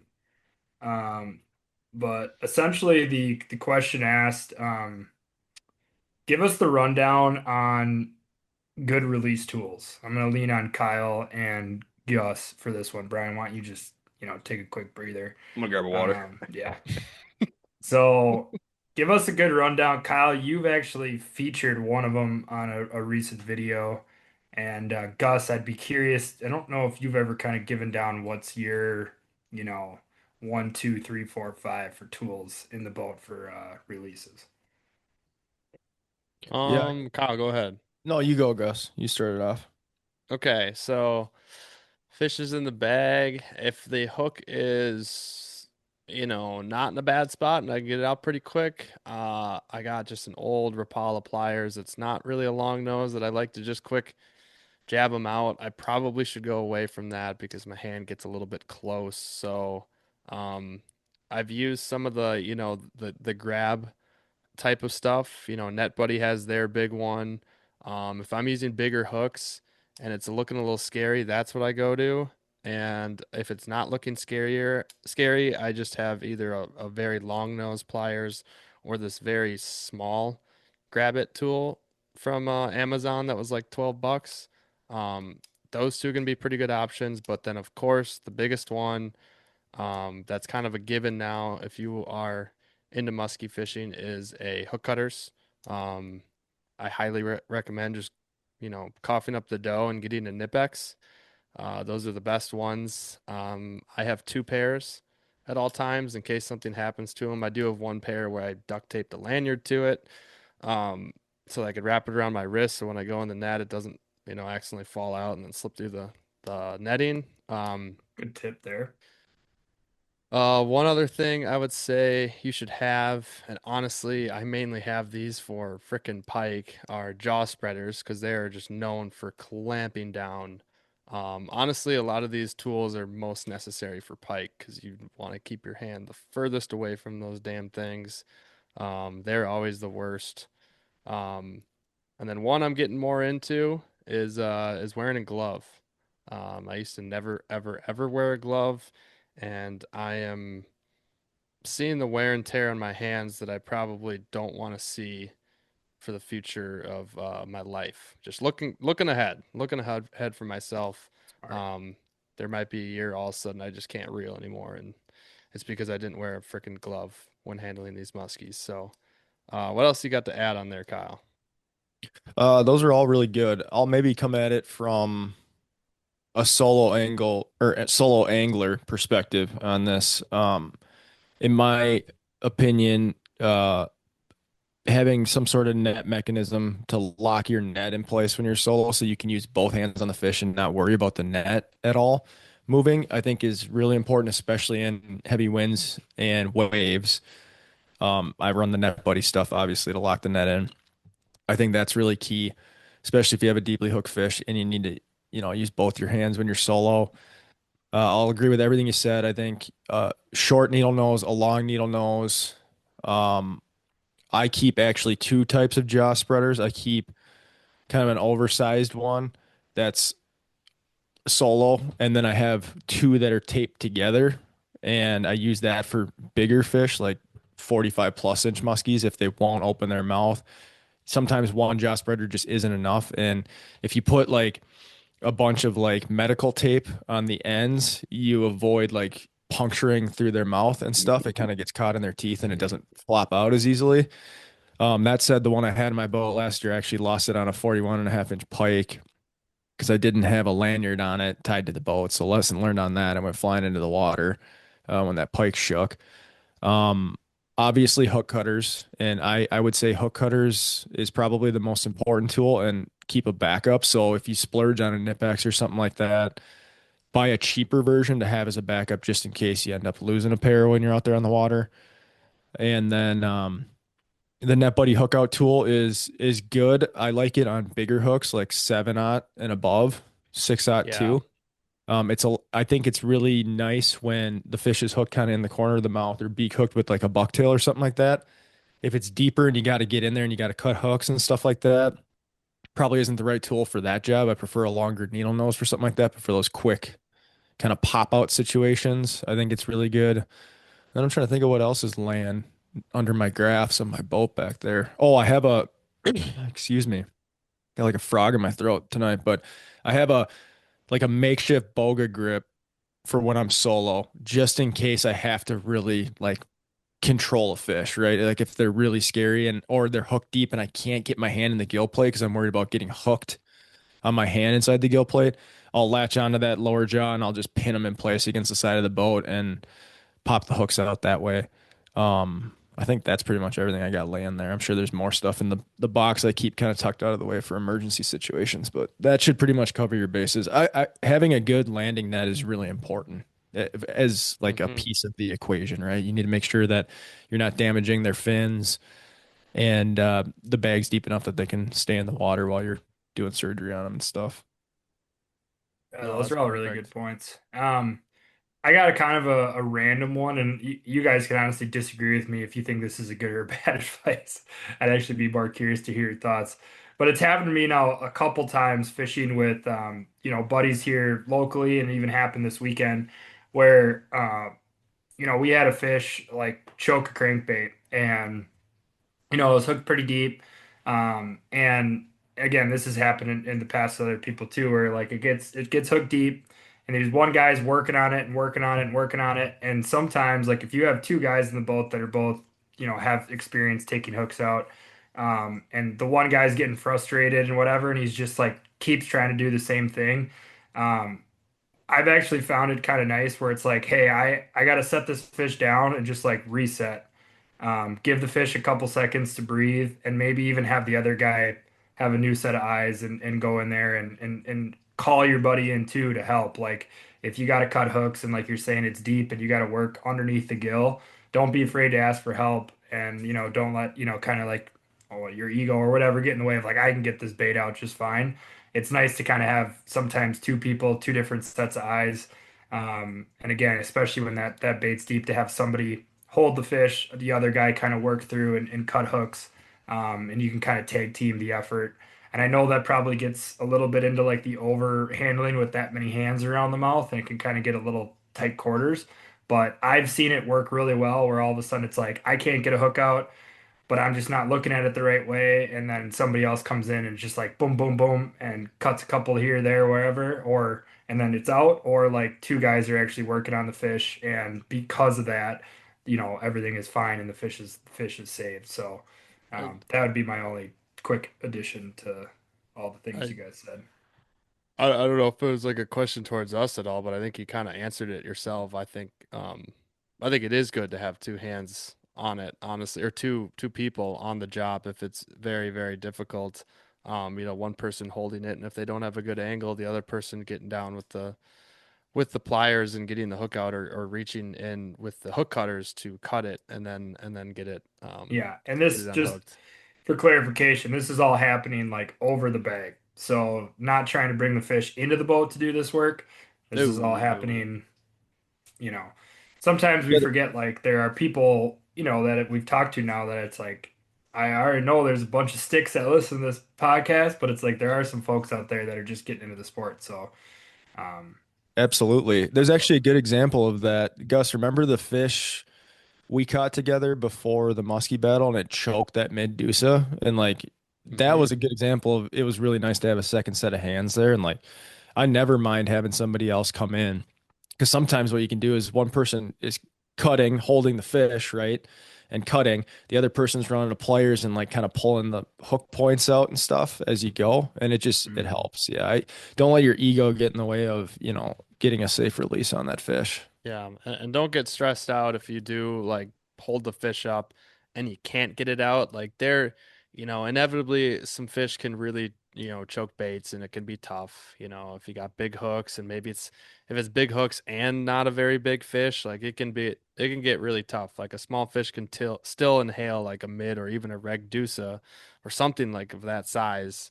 And it can be difficult. So, just know that if you have them out of the water for a while, set them back in to get a drink to, like Max said, reset yourself. Another thing I'd like to add there is when you are getting them out, it is kind of the only time other than pulling them out of the bag quickly, that they are kind of vertical for a while. So just don't pull too much of the fish out of the bag if you don't have to, and leave a lot of that of their body weight sitting in the water, so that they can have, I don't know, not too much weight pulling down on them.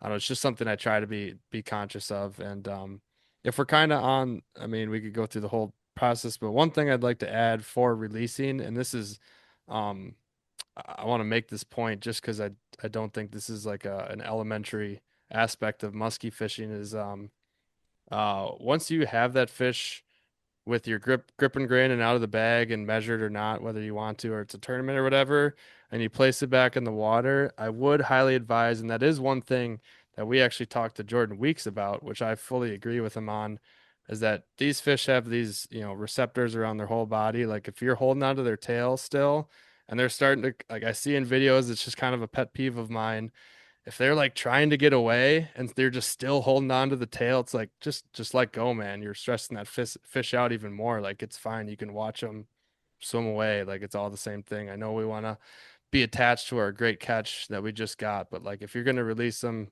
release them right. So I try to just drop them in the water, and I don't know if many here have watched like my videos, my short ones just on Facebook and Instagram, but almost every time I just drop the fish in the water and I don't even reach down to grab the tail, and I'll sit there and just look at it. That's my favorite way to release, and then wave them goodbye. So for the next time. Um all right, I got it. I got one more, Gus. I'm shooting from the hip here. Brian, we're gonna really need you on this one. We're gonna be leaning on this you heavy on this question. You ready for Okay. it? Yeah. Release tactics. Uh, yeah, Did you when's the get your last water? time you dug into a fish's mouth? Okay, so Let's go with Gus. You wanted that problem. Jackson Steele 17. And I apologize, whoever asked that question, I will find it. I'll shout you out. I'm sorry, I could not find who asked it. I just remember Oh, it the being a release. question. I got it right And here. I can't find it now. J429. There you go. Shout out. Shout out. Shout out. Shout Shout out. Shout. out. Jackson Steele 17 asks, fish to athlete comps, size included for muskies. example would be a smallie would be like Ty Domi, the hockey player. I think you could really, kind of get carried away with this. So I'm just gonna kind of set the stage here and then let you guys kind of go around the ring. Um, a built like a road tie, 45-inch brute of a northern Wisconsin muskie. Who is your athletic comp? Who's your athlete comp to that fish? Yeah, I got it right away. I got Wow. Mike Tyson. He's just floating around in the figure eight. Like those big ass fish can come flying in. Like you got no idea that that much mass can just hit you that freaking hard. But at the same time, I bet you Mike Tyson rests easy. I bet you that boy just chills. He trains hard and he hits hard, but he rests too. So that's what I got. My mind immediately went to Ray Lewis, middle linebacker, Baltimore Oh, Ravens. You know, that's a good hit you like a one. brick shit house, but he can drop back in coverage too. Hmm. Multi-dimensional. I like it. I like it. Brian Brian, Max. what? I'm gonna go 2018 prime Brooks Koepka. He was just a pit bull out there, emotionless, just got it done in the clutch. Nobody wanted a piece of him. Closed the door on everybody. It was his way or the highway. Just dominance, and that's what that fish is. Hmm. Hmm. Yeah, I'm going early 2000s pull here. I'm gonna go Scott Stevens. Just the guy knew how to lay the wood coming through the middle of the ice. You better keep your head up, otherwise you are going to go night night. Just ask Paul Correa. Still remember watching that game as a young lad, thinking, why Oh the hell did yeah, I dude. decide to want to play this sport? Because if you guys remember that hit, Paul Correa actually got laid out center ice and he's sitting there with his face up to the heavens and he's got his big bubble mask that he used to wear. And like 5 seconds went by and all of a sudden you started seeing him breathe actually on his his mask. So he got hit so hard Hmm. his whole body just shut down there for a bit. I think he was actually dead and came back and played in that game. Shout out Paul And Correa. But scored. yeah, so I'm gonna go Scott Stevens for a 45-inch muskie. Um, all right, next fish that I'm gonna throw out there for you guys, 26-inch northern pike after a long day of musky fishing, and you Mm, finally get a bite, and it ends up being a 26-inch northern. Who you got for me? mm. You Damn. know, what randomly came to mind, which just so it's not even wait, it's got to be sports person. Yes, Okay, never mind. God, I gotta think about that. I I got mean, one if you guys need some time. Yeah, go ahead and yeah, fire you it. got to go. Um, I'm gonna go.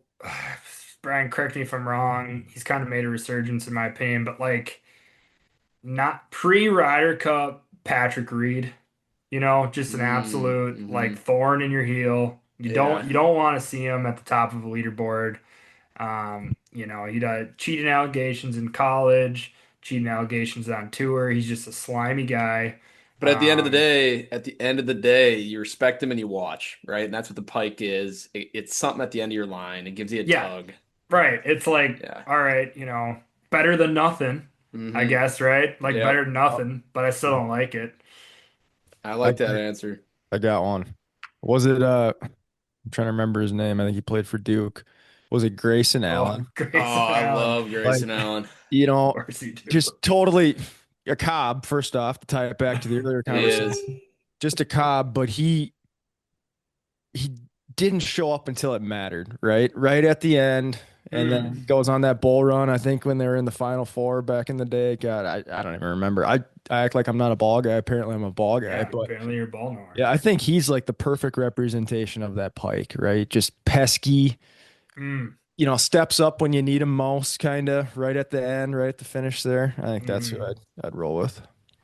Yeah, there's just so many angles to this answer. Every time I think of something, I'm like, it doesn't really fit the whole thing. No one's gonna stop you at one though. I Look, mean, I know you aren't gonna stop yourself. You can let her fly. I don't have one yet. I don't know. I yeah. think these last two were too perfect, so I don't think I can find one any better. Yeah, I like the pesky Cobb take. Very, very fitting. When you said, kind of like gets it done at the bell, better late than never. First thought was Tommy Fleetwood, never wins on the PGA Tour, wins a tour championship, which is kind of like, well, it's kind of a tournament. There's only 30 guys there. You start with a stroke lead. Like, better late than never, you got your win, but it's not the full thing that he's looking for, in my opinion. Uh, but yeah, plenty of pesky guys. I mean, Julian Edelman, just a little pesky guy out there. Not necessarily your fantasy football favorite, not a fan favorite unless you're a Patriot fan, but he gets the job done. Um, yeah, I don't know. I like that angle, Kyle. Hmm. Okay. David Tyree, wasn't he the one who caught it off his helmet in the Super Bowl or whatever, and the Giants went Yeah, on to yeah, win in '07 or whatever? yep. Helmet Mhm. catch. Mhm. Nice. Is there any other fish? All right, let's try. What about a super giant 55-inch mega northern Minnesota brute, bloated to the gills, super fat, full Tom of Brady. Cisco's? Tom Brady, the The GOAT. goat? I mean, come on. Or Man. Jordan. Wow, interesting angle. Yeah, On the goat. I was gonna go more body comp. I was thinking that. Yeah, I was going that's like Will sumo Forrest, wrestler or something like Shaq. that. Jiraji. Eddie Lacy, Oh, Eddie Lacy after post he weight found out gain. about Panda Express. Yeah, that's a good Marshawn answer. Lynch. Chinese food, yum. If anyone pull up Eddie Lacy's tweets from the back end of his career, pretty good. Yeah. Pretty good. You realize why we call him Cheeseburger Eddie. Yeah. Boy was big. All God, right, he fell Gus, off too. give us some new questions. New questions. Let's see here. Let's go to the Facebook post that you made. Let's just go to the one with the most likes and laughs. Oh, Three-part question from Muskie Guarantee Guide Service. So Max made this post, asking people for Q&A. Didn't know it was just going to be 50% roast fest, pretty much on us. That's what it came out to be. Muskie Guarantee Guide Service Taylor says, "Why does Gus always catch little fish? Why does Max lose giants every trip? Meanwhile, Brian just out there hammering PBs every year with limited effort. Is Brian being Whoa, blackballed whoa, from whoa. musky fishing stardom?" Interesting word choice there. Limited effort. God damn. yeah, it's a nice like He knows you backhanded too well. compliment. Yeah, I guess. Backhanded comp. How you gonna, as a humble guy, how are you gonna answer this one, Brian? Like, are you getting held back?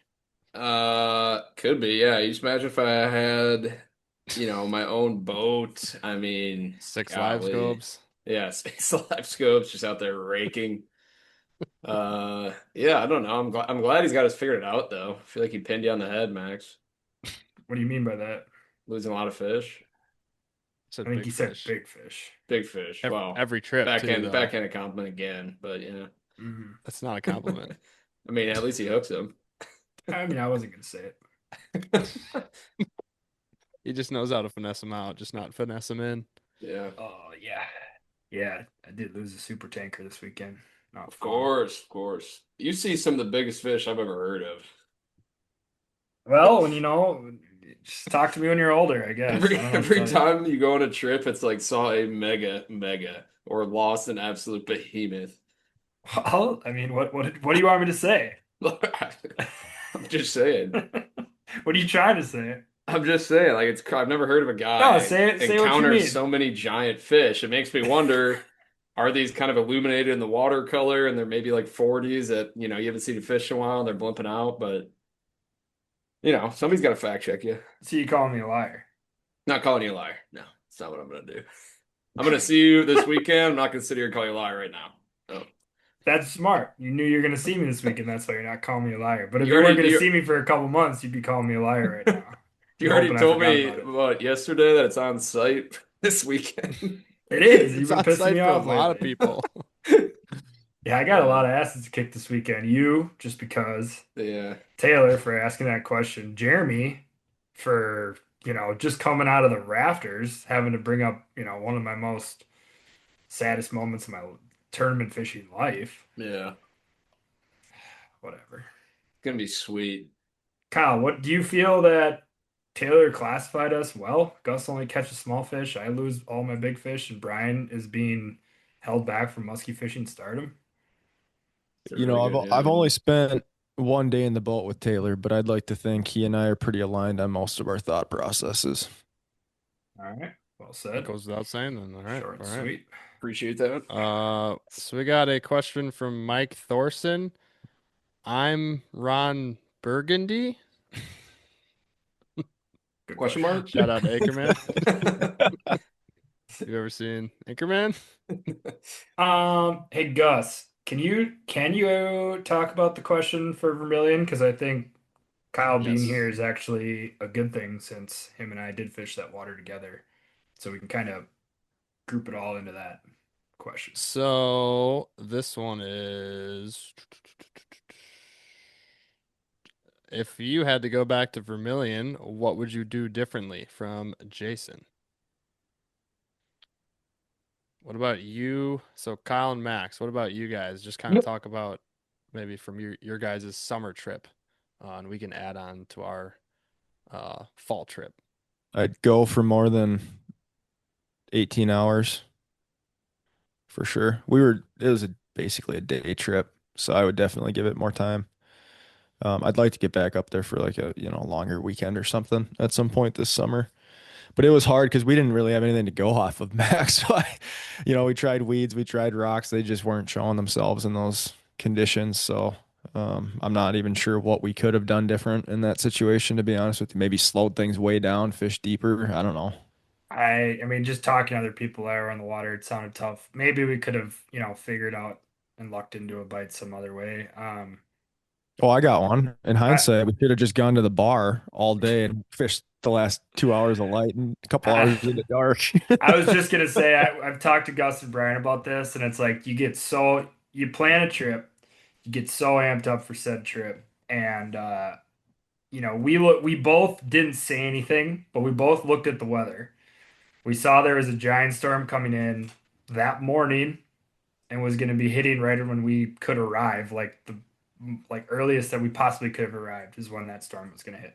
So we sat at the landing and we both went out there. Conditions were juicy for like not that long. Moved a nice fish, and then exactly what we both thought was going to happen happened. And like I think we were just so amped up. We made these plans. I kind of like twisted I felt kind of bad because I was like, Kyle, please drive me up to Vermilion with your boat and take me musky fishing. And I didn't want to back out of it or be like, make any pre-excuses like, man, this is going to be very post-frontal. Maybe we should reconsider. I was so amped up to do it. So we're like, fuck it. Let's just do it. We'll go. We'll make the most of it. And I think like towards the end of the day, we both were kind of like, we knew this was going to happen. The weather looked shitty. So in hindsight, maybe either you reconfigure the hours of the trip. Hey, let's get a good night's sleep. Let's leave at noon and get up there at 4, fish until 2 in the morning, sleep in the truck and go home. You know what I mean? Yeah, it's one of the things I tried to do a better job of all summer was like just not going when the conditions were going to be bad, kind of, you know? Mhm. And in hindsight on that one, we probably should have just called off the dogs, if we're being honest about the situation, because it was crappy on Sunday too, in terms of fishing weather. So it was probably one of those things where in hindsight it just wasn't meant to be. But I don't know. It's a cool lake, so there's a lot we could explore out there still, I think. Right.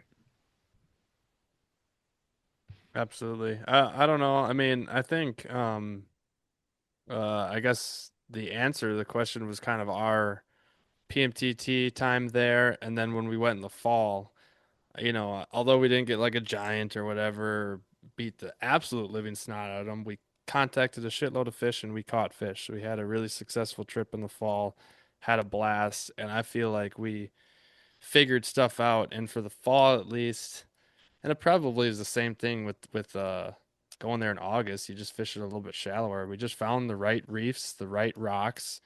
Just pretty much trial and error with side image and the spot. Like side image was painting you the best picture to find the broken rock. And for all those northern Minnesota, Vermilion and Shield fishermen that are listening, like you're just gonna be like, well, the duh, but people that don't know, it's just like find the broken rock, boom, you're gonna find muskies. That's their best hiding places in the rocks. Vermilion's got a shit ton of rocks. Um, but you got the weeds too. There are some weeds out there, so don't overlook the weeds. But we found a lot of spots, so now our third time going there, we're ready to roll on basically probably fishing 50% of the spots that we fished in the fall because maybe 50% of those were or okay, and then use that other half a time to find more new spots because it's such a big lake. I mean, we have a lot to explore there. Nothing on my end other than spend more time there and not have gale force wind on Sunday. Mm-hmm. That helps. Yeah, but weather's no big deal. It's all Yeah, good. Just got to that's make what the it most is. of it. That's true. Yeah, we're not going to complain about the weather. No, just state facts. Stating facts. Yep. Just what the weather All was. right. So I before we wrap this up because it is getting a little bit long here, I want to ask one more. There's a lot of questions about baits, and I don't want us to get repetitive here on this pod. Um, but this one is a little bit more specific, and and I just want to see if we can give this guy, Bill from Madison, just a little bit more hints on something else to use in this scenario. So he gets pretty specific. He's like, uh, so I'll shorten it up kind of. He fishes a lake in Vilas County that has cribs located in like 11 to 15 feet of water. It's more of a brown stained, darker stained lake. And besides throwing rubber, what bait would you recommend to target these cribs? So 11 to 15 feet of water, thinking a crib's going to come up anywhere from probably 11 to 7.5, 8 feet of water. So that's, you know, some of the cribs you might snag if you get a lure deeper than 8 feet. I'm trying to think what comes to the top of my mind. Time of year or just No, I don't know. He doesn't say time of year, but let's just say, the two good crib times would be, you know, somewhere near opener into kind of the open water period of June and fall. So maybe pick one of those two times. I mean, if it tops off at 7 to 11 feet, that really isn't that deep, right? Like no. I wouldn't overthink it, honestly. Like you could throw blades over that if you want to add a little weight to your blades to get them down a little bit or count them down a little bit. I think you're fine. If you want to throw a dive and rise, like you add a little weight to your Suic or something like that, it's gonna get down there. A crankbait would get down there. Um, depending on the clarity, obviously, right? If it's like you got 2 inches of clarity, then maybe you want to get a little closer to the crib. But overall, I wouldn't overthink it. I mean, you've heard people say it for years, right? Like your boat's 20 feet long. Like look at the length of your boat. That's not that far for that fish to track down a bait. So I wouldn't overthink it. Yeah, in stained, I would honestly go something near like a 10-inch jake, something big, loud, noisy, rattly. Get their attention. Like, Kyle made a good point. You can absolutely throw whatever you want. Like it's not that deep of water. You can throw top water and bucktails, no problem. Um, but if that doesn't work right away, like they're not active if you know they're there. So I'd say a crankbait that puts off a good profile, pick colors and darker chocolate stained water. I would say like your yellows, the mustards, the browns, the gold flashes, coppers. That would kind of be my first choice. Oranges too, absolutely, and of course your blacks and whites. But basically I like those everything. other colors. No, not. I mean, yellow. That's pretty specific, but yeah, crankbait for me. Something I big would and say noisy. too, don't be afraid to fish them from both sides because cribs are a little different than your standard weed lines, you know. I think even weed lines, obviously, Kyle, I know you do this a bunch, fishing stuff inside out. Gus, you do it a bunch, fishing stuff inside out. But those cribs, like if you think of it as almost like a spherical structure, you can fish it from the Like a north reef. side. Yeah, you can fish it from all different sides. Yeah, like, You can exactly. change your It's like casting angles. a Yeah. reef, and if there's um a series of cribs, shout out live scope, but like when you're trolling and whatever, uh Shut up. you'll notice like when we've trolled around cribs, like the muskies aren't in the crib. You know what I mean? Like they're hanging out No, by the cribs 20 yards away. because the bait fish are related to the crib. So it's like you kind of got to change your perspective a little bit. Like if you're seeing on your side image that the crib is like directly, off your boat, um, you want to kind of make that cast like all around, like Brian said, 20 yards to the left of it, 20 yards to the right of it. Like even take a cast out the Canadian side of your boat, like that if you feel strongly the muskies are relating to cribs, they're not in the crib. You don't need to pound baits into a crib and let it rise up. The muskies, maybe No. there's certain different types of cribs or some fish will sit in it, but like they will just be in that general area hanging out by those bait pods. So just something to, I In, guess, ter- keep in mind. in terms of June bait, opener or after, like Kyle said, it's not that deep. I'd go back to last week's pod with Smitty Baits, throw like his jointed tracer tail. Gets down maybe 5 feet Yes. if you're pull pausing. It's loud in that darker water. That Probably worked for a you. fire tigery perch color with orange on it. Yeah, Super something bright I bright. like orange it. though. Yeah, Yeah. Mine is something flashy. No something castable fly flashy. or glider, Brian, in that situation? No, that's a little too deep for me. I'm glad you brought that When up, would actually. you, just out of curiosity, because I'm sure the people want to know, when would you recommend a castable fly? Um, Weeds, really, but you can also weight them down. Pretty versatile. I would say post turnover, super slow. Let them just sit there and flap in the current, flap in the water. Um, but I don't know. In my head, it feels like there's a lot of different applications for it, but I've thrown it for Cast back. probably 20 minutes. So we'll see. Cast back. I'm not That'd just be a gonna good one. catch one on a cast back. I gotta bring it in. I'm taking notes over I'd be here. cheating my goal. You think so? Mhm. But that's I'd a good comment. scenario to use it. I think Yeah, it'd it be is. I think it'd be a good river bait too, because it'd flutter in the current and stuff, and you could, Hmm. really kind of land it right where you need to in eddies Mhm. and up by timber and stuff. I think it'd be really good for that. You want to join in on my goal? Catch one on a castable fly this Yeah, year. I mean, I haven't actually disclosed my goals publicly, so I can change them whenever at this point. Nice. Just Lucky. so you get them all done. Actually, Yeah, yeah, get them all done. exactly. Finalize them at the end of the season. Some retroactive goals. Oh, I did do that. Yeah. Oh, good I stuff. love it. All Any right, any gents. other final questions, Gus? Or are we hanging out? I don't know. Did you see any? I mean, a lot of them can just kind of go down rabbit holes, and like I said, just go back into debate talk, almost like a little too much. And um, I guess if you want to look for one more, Max, go right ahead. Otherwise, I'm just gonna spiel some things on the show coming up here this weekend. So, of course, like I said, you can find us in the mainly myself for the most of the time in the Hammer Customs booth. But what I totally forgot to add in the beginning, and I hope some people listening are still listening. A couple things here. Clayton Speece and I have a seminar on Friday at 3 p.m. It's going to be in the heat of absolute mass chaos, so we don't really know how many people are going to go there. But if you do already have your wish list taken care of on Friday, if you get in right away at 2 p.m., um, stop on by, listen to what we got to say. We're gonna talk some game there. We're gonna talk about trolling.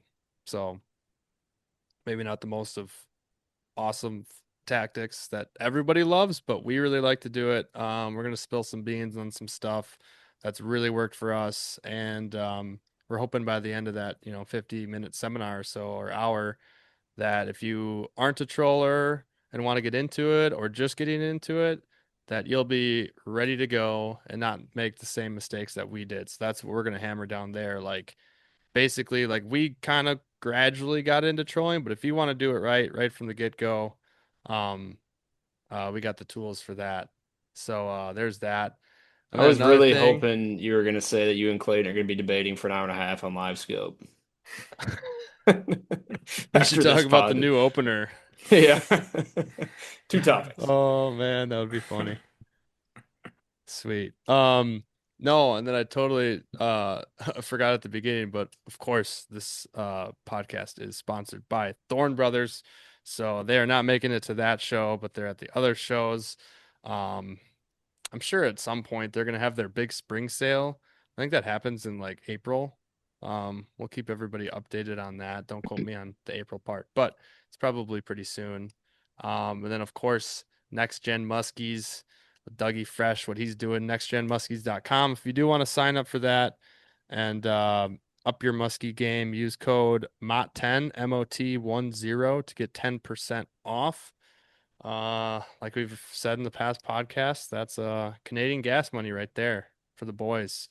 To help us shoot some incredible content. We're looking to do some pretty sweet stuff. We thought that last video that we just put out on the Muskies on Tap channel was kind of like another little gateway into making some more videos. We're gonna have a little better game plans going into these weekends.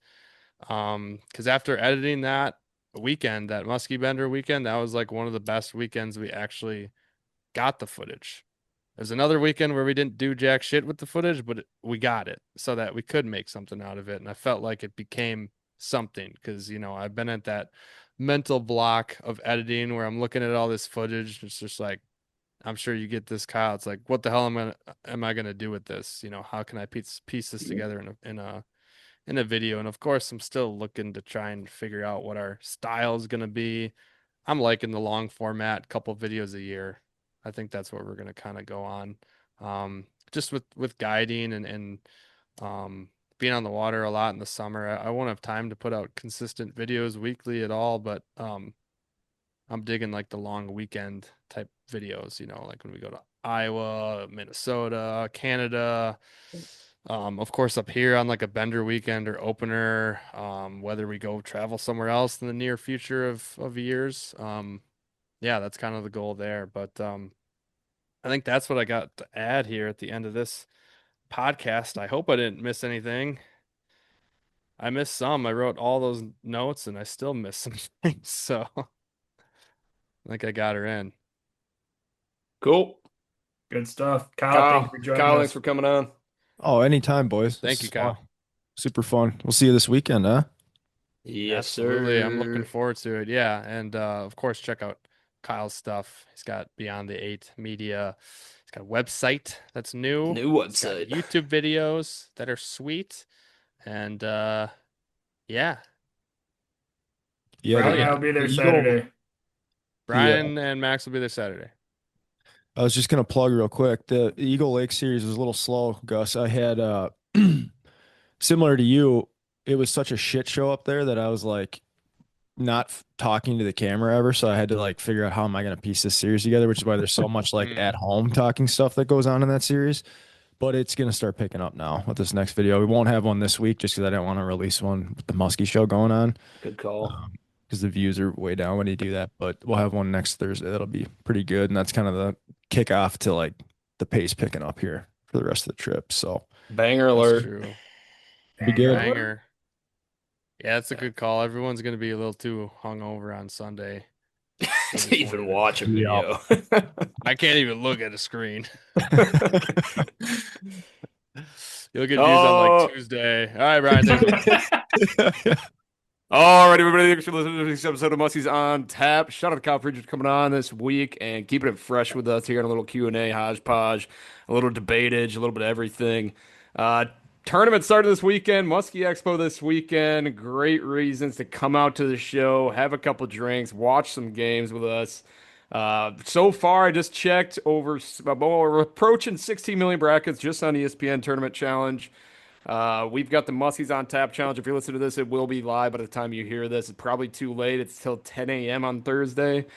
So get them in if you catch us in time, early morning. Big prizes in store. Considering donating the Net Buddy holder if I win it. So if you see me at the expo, you can just feed me some prizes, get on my good side. And if I win the bracket challenge, I will give you the Net Buddy holder. Peace.